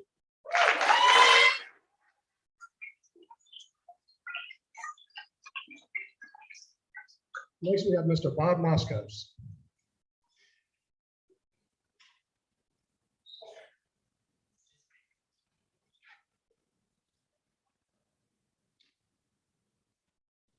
Thank you for the chance to speak for a moment tonight. I'm not quite sure why, because it's been 2 long years, and to this point, we extremists, as we're called by some, have come to you with volumes of factual stuff, information, fact after fact. Not one of you, oh, let me, 2 of you have responded to emails to the board over concerns and references as to where to go to find these kinds of facts, rather than blindly obeying what is supposedly a mandate that never was a mandate. It was a recommendation by your workbook, your state workbook. But you all blindly follow. That's not what educated people do. Educated people look into all sides of all matters and make a decision for the benefit of the community. We haven't seen that for 2 years. You want to claim that the mask now, if it brought the numbers down. Flus run their course, viruses run their course, and then they die out. You've also, a number of people have said that we're aggravators and that we're agitated. We're passionate about God, family, county, country, and the Constitution. Mandates are unconstitutional. None of you seem to understand the Constitution. That's a real problem, that you're teaching our children with that kind of mindset. The director of the HHS, the state HHS, has no ability to mandate free people to mask. I find it ironic that you want to give a choice to parents about mental counseling, but you didn't think twice about that during this mask or vaccine mandate. Not once. Now history will judge it, because everything that we said early on that was supposedly crazy is now being proven as true. And history will continue to do that. This has never been about us saying you can't be vaccinated or you can't be masked. I welcome your freedom to make that decision. By all means, do it.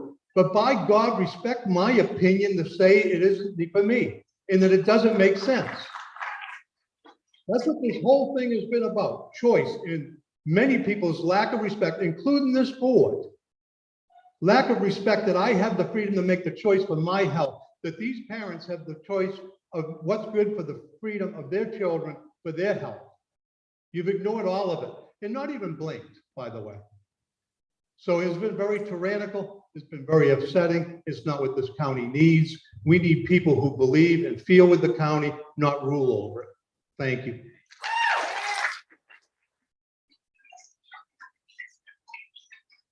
Next, we have Ms. Susie Walker. Does this mic work here? Yes. Okay, thank you. My name is Susie Walker. I'm a retired teacher with 40 years of experience, the last and best spent here in Polk County teaching gifted students. I'm speaking tonight for my hope that our community can model the classroom families that teachers create and administrators support. Teachers are well trained in delivering the North Carolina academic standards. In most cases, this can be the easy part. However, little learning takes place without a foundation of trust, security, and respect. Students come to school with diverse backgrounds and experiences, which can make this a challenging effort. Through the years, I taught the rich, poor, responsible and not, nice manners and none, well-read and never opened a book, atheist, unchurched, mystical, Christians of all kinds, neglected, abused, loved, unloved, gay, straight, trans, the bullies and the bullied. I admired the strength and courage of my students. Some had challenges seemingly too great to bear or overcome. Most persevered. Like many teachers, I wanted them all to do well and meet their potential. My experience with gifted students was that they felt the pain of life and its challenges with intensity. They often suffered with depression, anxiety, self-destructive behavior, perfectionism, eating disorders, and considered suicide at an alarming rate. My job included, I felt, to keep them safe and knowing they were loved and cared for. Now my mission is to speak up when I hear that any of my former students are facing harm. I want to request that our beloved Polk County community work toward being a model classroom family, a place where differences are celebrated, not belittled, remembering that words have power to build up or destroy, never speaking in anger, an attitude of do unto others. What you give, you receive in kind. So why not just be kind? Forgive and learn to accept forgiveness. Listen and compromise. Realizing we can never change others, but can change how we respond. Respect the dignity of every human being. With these and other ideals in place, students grow. Why do teachers model these? So students can take this into their life, their education, their careers, their sports. If they survive to adulthood, whole and well-rounded, loved and respected, our students are the ones who will make our lives and their own better. As we celebrate their diversity, creativity, and talents, they deserve our open minds, equal protection, and a demonstration of our courage to face and accept differences and challenges with peace and love in our hearts. We need to grow with our kids. Thank you.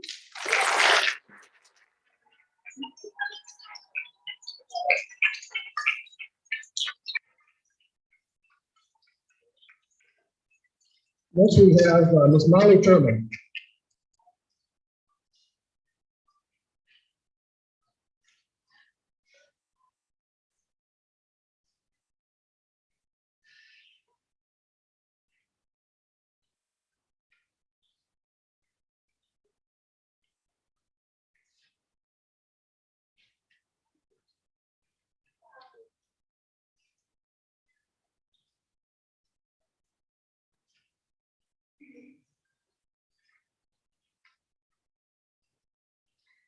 Good afternoon. My name is Molly Turman. I'm a senior at PCHS, and I'm here tonight to advocate for the rights of transgender individuals that attend our school. I would first like to start with the science behind a transgender person's brain. A study done by Harvard University in 2016 found that an area of the brain called the bed nucleus of the stura terminals, otherwise known as the BNST, responsible for things like gender characteristics, is larger in men than in women. They also found that trans people's BNST matches that of their gender identity rather than their biological sex. In the most simplistic of explanations, transgender individuals' brains are in many ways wired to that of the opposite gender. This creates something known as gender dysphoria, which can be described as a distressing feeling that trans people face when they don't feel comfortable in their own bodies. The only way to really help treat gender dysphoria is to allow trans individuals to transition from their biological sex to the gender they identify as. It's important to note, however, that while transgender individuals' mind might not link with their body, the American Psychological Association and the World Health Organization both agree that being transgender is not a mental illness. Gender expression is changing with the time, and people are feeling more comfortable in their bodies than they ever have before. This is a good thing.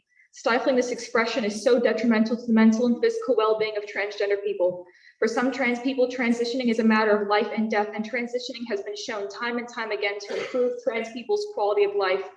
Finding solidity and comfort in one's own identity and expressing one's own gender is part of being human. Doing these things does not equate mental illness or perversion. I'm not transgender, but I have many transgender and non-binary friends, and I can say with certainty they are the most kind-hearted, accepting, and conscientious kids I've ever met. Despite this, I've seen nothing but unprovoked acts of harassment, belittlement, and in some instances, physical assault against these trans students by teachers, parents, and fellow peers. I do not wish to sound confrontational with this statement, but it needs to be said, and I need to be honest when I say that the treatment of many of the trans kids here at Polk County has been abhorrent. I'm here speaking today to educate, not to anger or demean. I'm here today because I know there are a lot of genuinely good people in Polk County, and I have hope for a better future in treatment of trans youth. Trans people are not mentally ill, nor do they have any ulterior motives for being transgender. Trans people just want to simply exist and live normal lives. Let trans kids be kids. Let them play sports. Let them use the locker rooms. They are normal children just like anyone else, and they should be allowed to live in peace without harassment or bullying. Thank you for your time.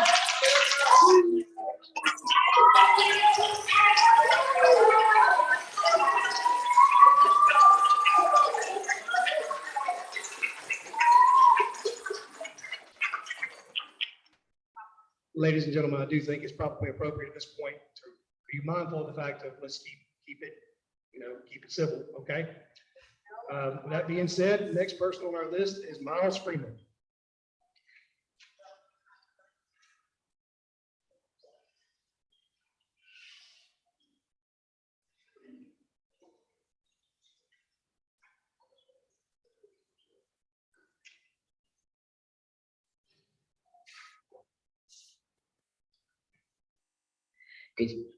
Good evening, board members and fellow community members. I came tonight to speak about my experience being a transgender student at Polk County because there are little platforms for our voice to be heard. According to a survey conducted by the Trevor Project in March of 2021, every 45 seconds, a queer person between the ages of 13 to 24 attempts suicide. And to me, that number is astounding. The actions that have been taken against other transgender individuals really makes me question the morals of my community and how many people truly care about the well-being of Polk County youth. I feel like it is definitely not helping that number that I mentioned earlier. Every day I live in fear for being me, for simply existing as a transgender man. I'm always told that my school would be a safe place for me and others, but that's become somewhat of an oxymoron. We can only feel comfortable and safe if we fit into the specially sculpted molds made for us to be a gratified, successful student. Being a transgender man in this community has made me see Polk County in a different perspective. Sitting and watching my life be debated in front of my eyes by people who have no experience or education on the subject has become a common, innovating occurrence. I have become dismayed to walk into the school every morning. Being a teenager is hard enough. Everything is overly awkward. You experience new things every day. But on top of that, my transgender peers and I have to worry about simple things like changing our gym shorts or even walking down the hallway. Seeing what the parents of my peers post about people like me makes me worry about what their children could do to me based on their ideology. Parents easily reflect on their children. I've experienced being taught to love others for who they are by my parents, and I know that my happiness is important to them. As someone who has traveled to many places, it saddens me to see that Polk County is seemingly not progressing and reversing its good morals and love for our neighbors. Thou shalt love thy neighbor as thyself. A direct quote from a book that often is weaponized against people like myself. People need to remember that I am human too. My transgenderism does not determine my worth and the respect that I deserve. I'm executing my right to life, liberty, and a pursuit of happiness. That shouldn't concern anyone but myself. Is it too much to ask for the minimum of civility and respect that my peers receive? I am just a normal teenager. I play guitar and drums. I'm an athlete. I enjoy painting. I love cats and spending time with my friends. I am just a normal teenager and I want to be treated like one. Transgender people are often described as predators, some sort of danger or threat, but the people who make these claims never stop to think about the actual person. I live in constant fear of being harassed in any public space. I worry a lot about the people surrounding me doing things that I can never be capable of in the place that I'm supposed to feel safe. The main point I want to make is this. As a transgender individual, I am usually overlooked or put into an absurd category such as predatory, but I am not. I am human too. I'm here trying to exist peacefully and live as my true, authentic self. I want the bare minimum of what everyone else has, so please take my well-being into consideration before you speak your hate.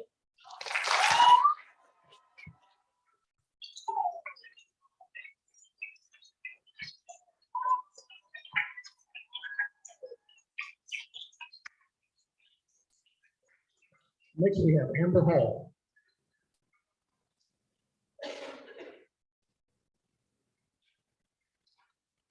Hi, board members. Y'all know who I am. We are frequent face seers. I want to thank you for finally taking the mask off our kids that we have been fighting for the whole entire semester.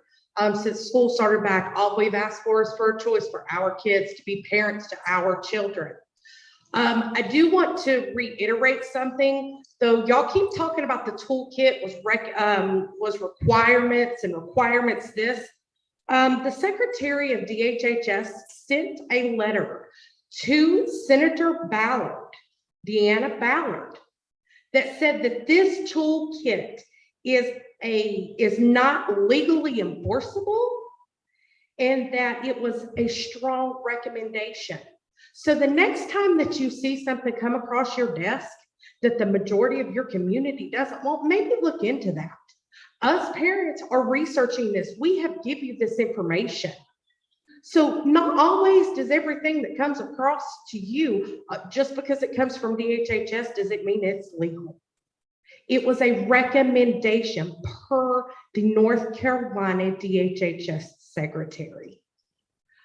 I also want to thank the board members for finally coming to their senses.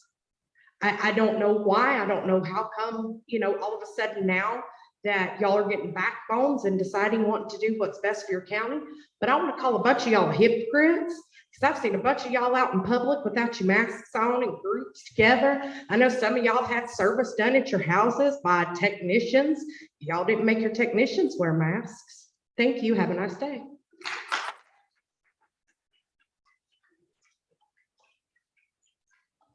Next, we have Reagan Price.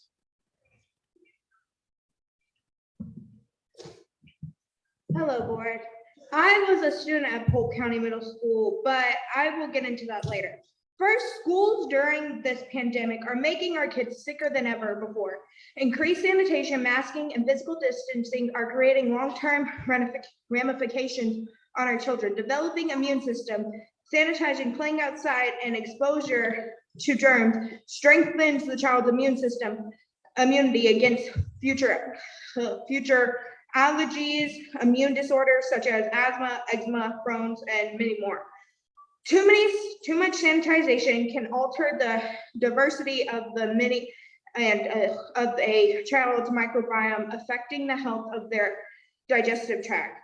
Then there's the high level of stress and segregation, not only affecting their mental health, but impacting the child's white blood cell count and inflammatory cell count, and lowering their immune to fight an illness, and that is the facts. Second, how do you have enough money for all of your stuff that you do, but not enough money for air purifiers that can clean the air and get everyone out of masks? That could have stopped all of this. The third reason I said I was pulled out of school because of masks, and I am doing much better. My mental health is better, and I don't have as much anxiety. And I have bigger dreams to become Laura and take care of kids and to take care of my niece and my generation and future generations to be safe and not let these past 2 years happen again. And stop all of this and get more choice for the public. And I actually want you to listen to me this time. You didn't listen to me at the commissioners, so please listen to me, to the facts and me. And now you see what happened since you didn't listen to me at the commissioners meeting. Thank you for your decision.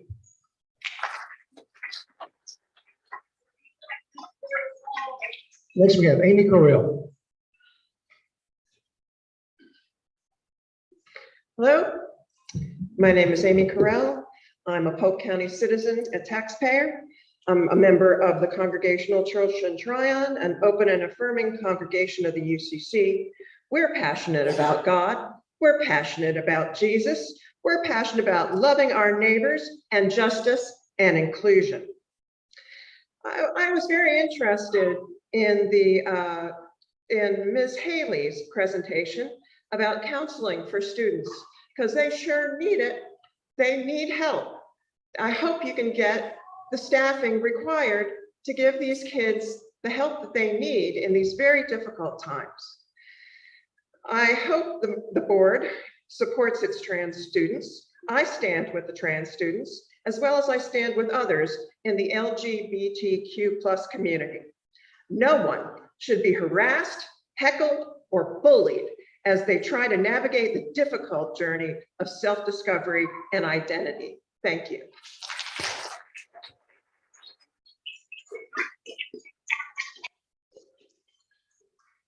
Next, we have Kelly Henley.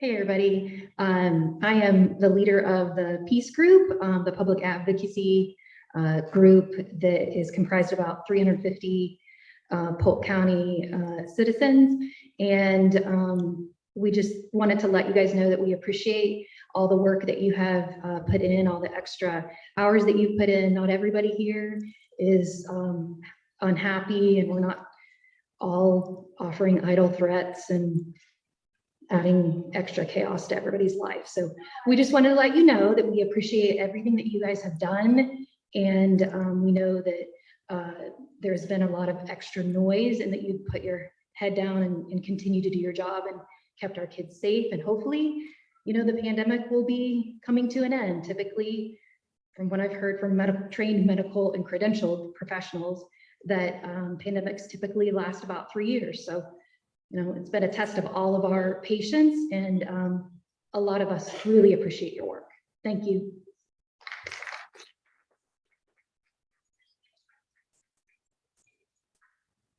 Well, next I had Molly Turman, but I believe Molly's already spoken unless there's a second Molly Turman. Okay. Then next on our list is Melissa Holland.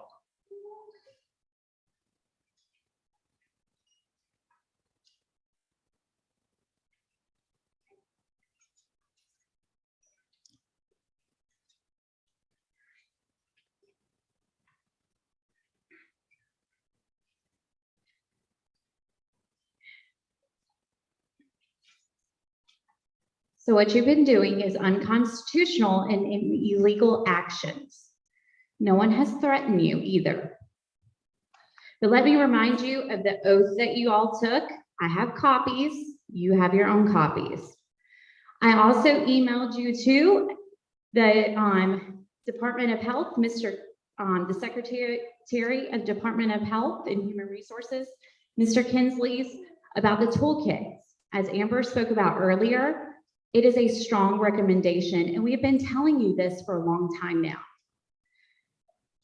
The first page, the violation of your oath of office, you have sworn an oath to uphold the Constitution, the state of North Carolina, and the Constitution of the United States. You have failed to uphold both of these constitutions. We live in America. We are free to live our lives without restrictions, abuse to our children, unlawful mandates from elected officials. Mandates are not enforceable laws. As elected public servant, you have no jurisdiction or authority to create or enforce mandates. 160A to 161, oath of office.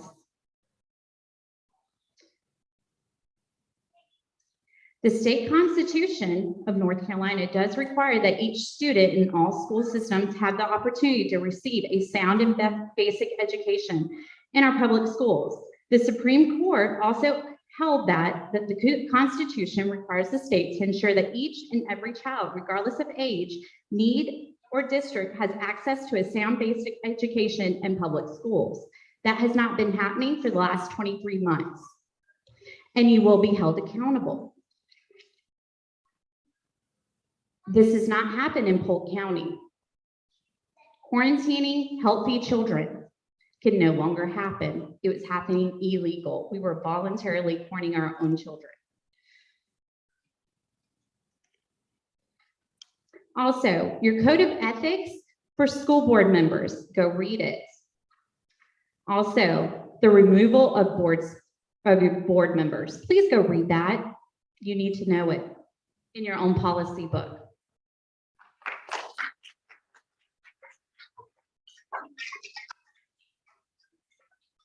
Next, we have Mr. Jason Allen.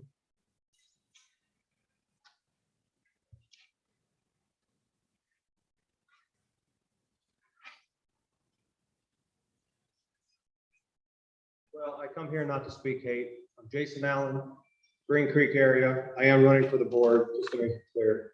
But parents have the right, and it should be parents opt in, not opt out. Too much of this goes on with the school districts, okay, including Polk County.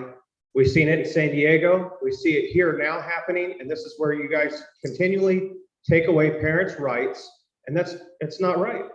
Simple. So short and sweet of it is we're here to take it back, okay? There's nobody preaching hate from over here from me. I'll tell you that right now. I don't like the jabs when people throw that stuff out, okay? It's not right. You may not believe in God, I do. That's your choice. You have the freedom of choice, but so do I. So don't ridicule me for my opinion. I'm not ridiculing you for yours. Do you understand?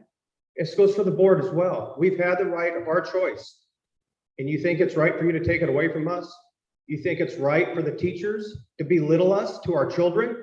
Yes, that has happened with more than one of my kids. I have 3 children in the system here. And I call it a system because it's not really a school. When the teachers do that kind of stuff, it undermines the parents.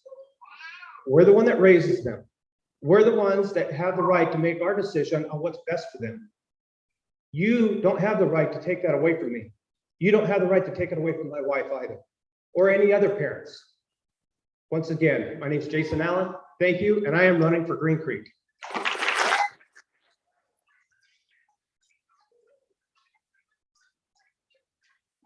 Next, we have Mr. Jeff Weaver.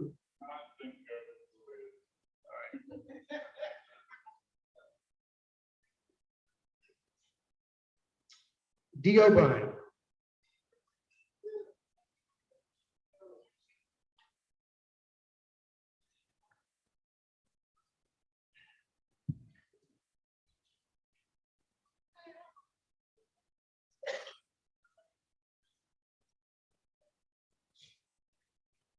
Good evening.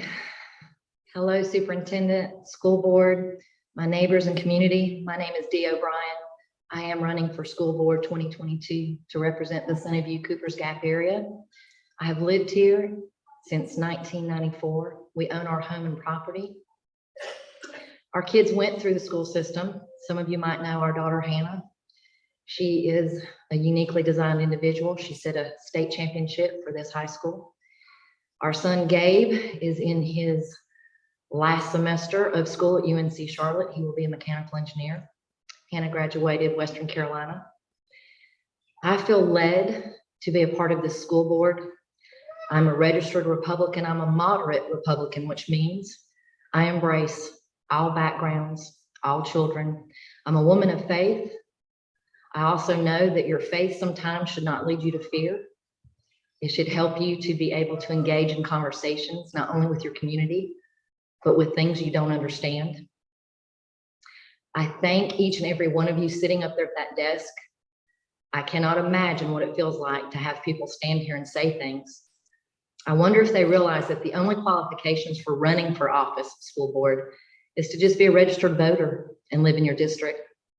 You don't have to have formal training. You don't have to have a degree in sociology or education. You just have to be a community-minded neighbor that gets elected. So with that in mind, I'm asking for your vote.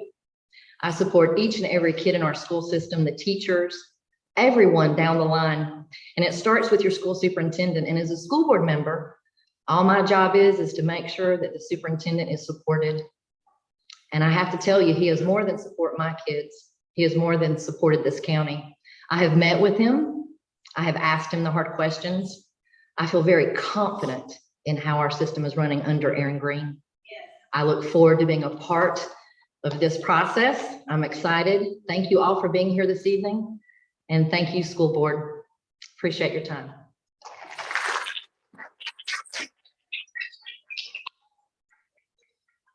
Next, we have Matt Griffin.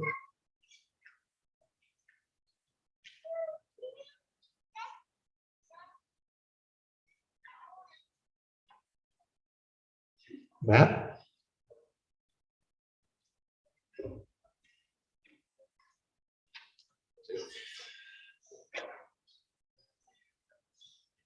Well, I don't see Matt, so we will we'll move on to Jamon Ruiz.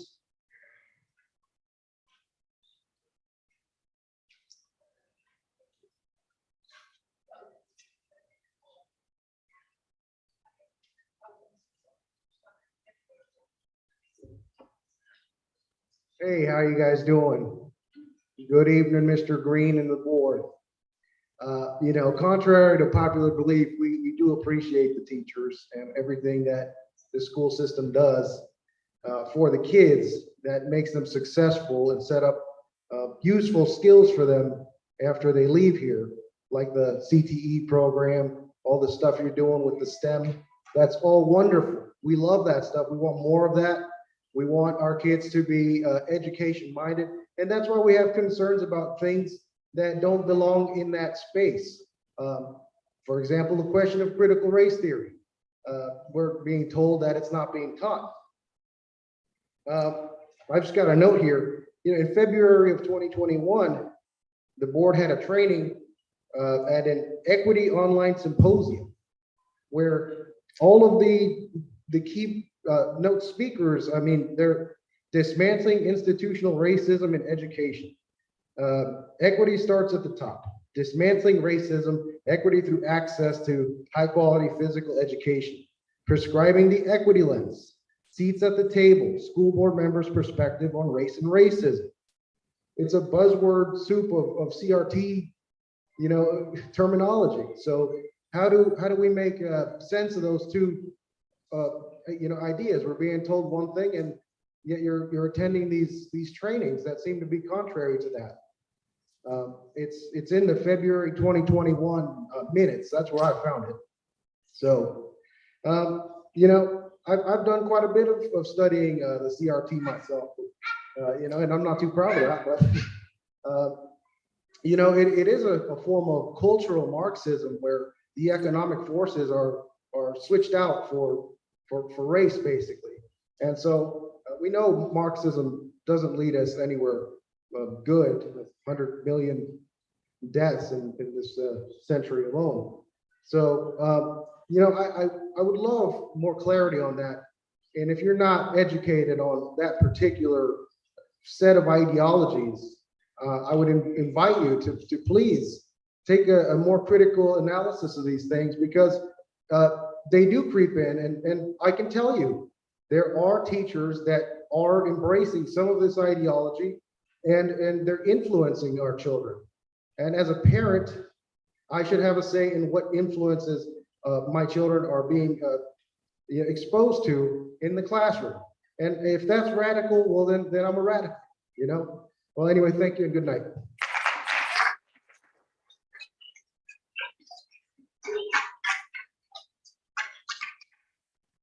I'm going to apologize. I'm not going to pronounce this last name correctly, but it's Dylan Town. Okay. Chris Reynolds.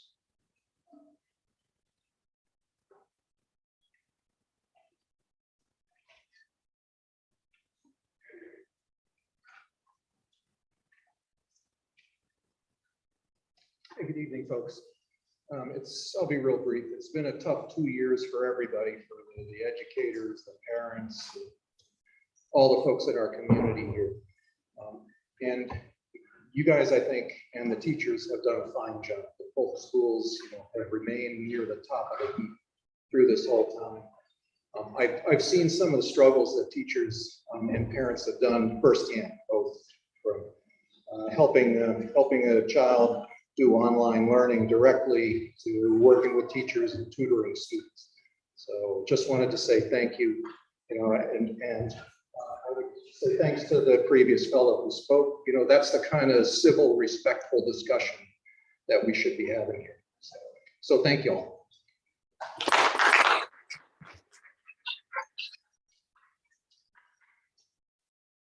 Next, we have David Wallace.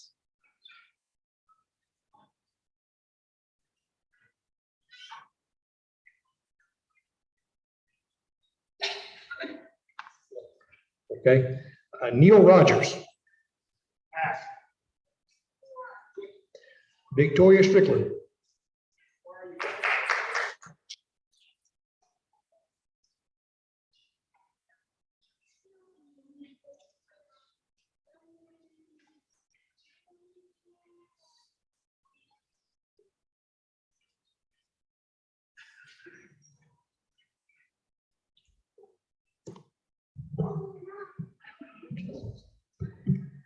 The process that transgender kids go through to use the bathroom they identify with provides the school with prevention of boys and girls randomly using opposite bathrooms.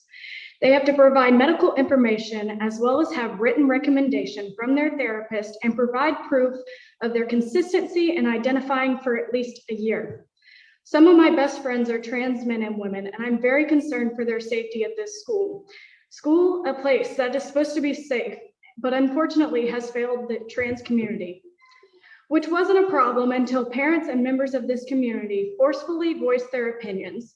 This school has always been a safe place, and for the most part, kids trans and cisgendered came here and lived in peace, but now the LGBTQ members are getting harassed on the daily. This is unacceptable.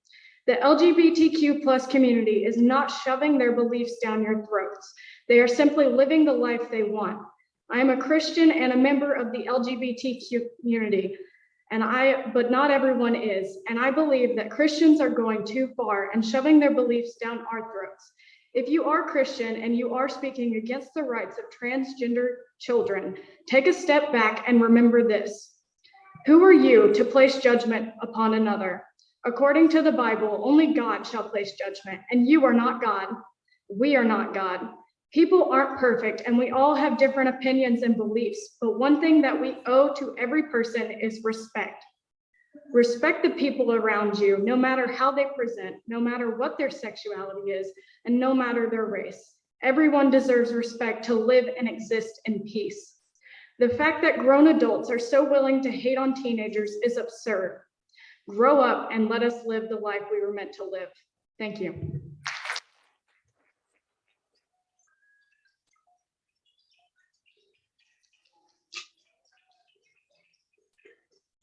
Next, we have Jolene Williams.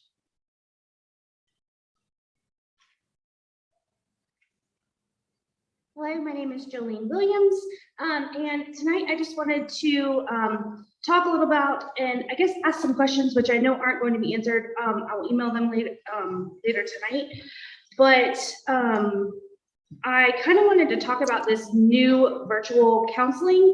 I 100% agree that we need more counseling. Anxiety related to COVID has been huge, not only for children, but for adults as well. And I know that not only that, but our teachers are going through so much stress. And in bringing that up, I would really like to see PTO come back. I know that's super random, but I feel like us parents, there's a lot of parents that want to be supporting our teachers. And I know at Tryon Elementary, we don't have a PTO back yet. And so that's one way we could be supporting teachers and as an outlet that's not being used. But as we come to this whole anxiety issue,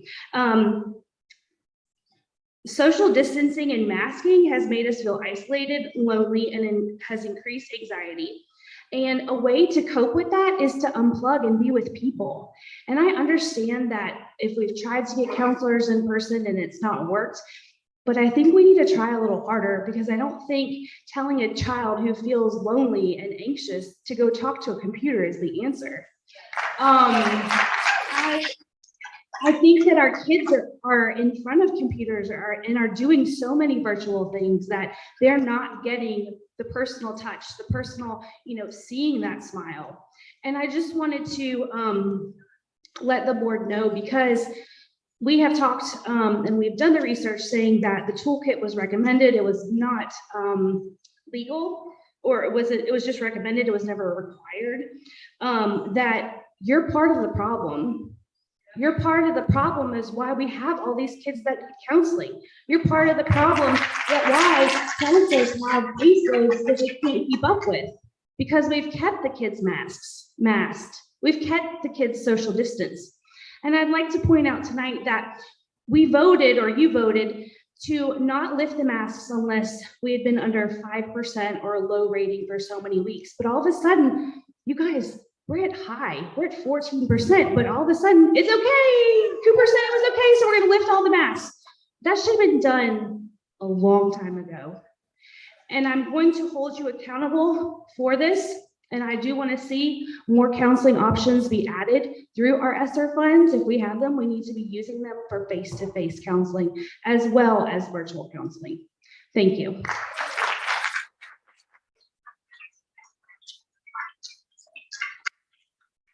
Ladies and gentlemen, that does conclude our public input for this evening. At this moment, I would entertain a motion for us to move into closed session for purposes of discussing personnel and attorney-client privilege. Motion, to have a second? Second. Motion is second. All in favor, say aye. Aye. Motion carries 7-0.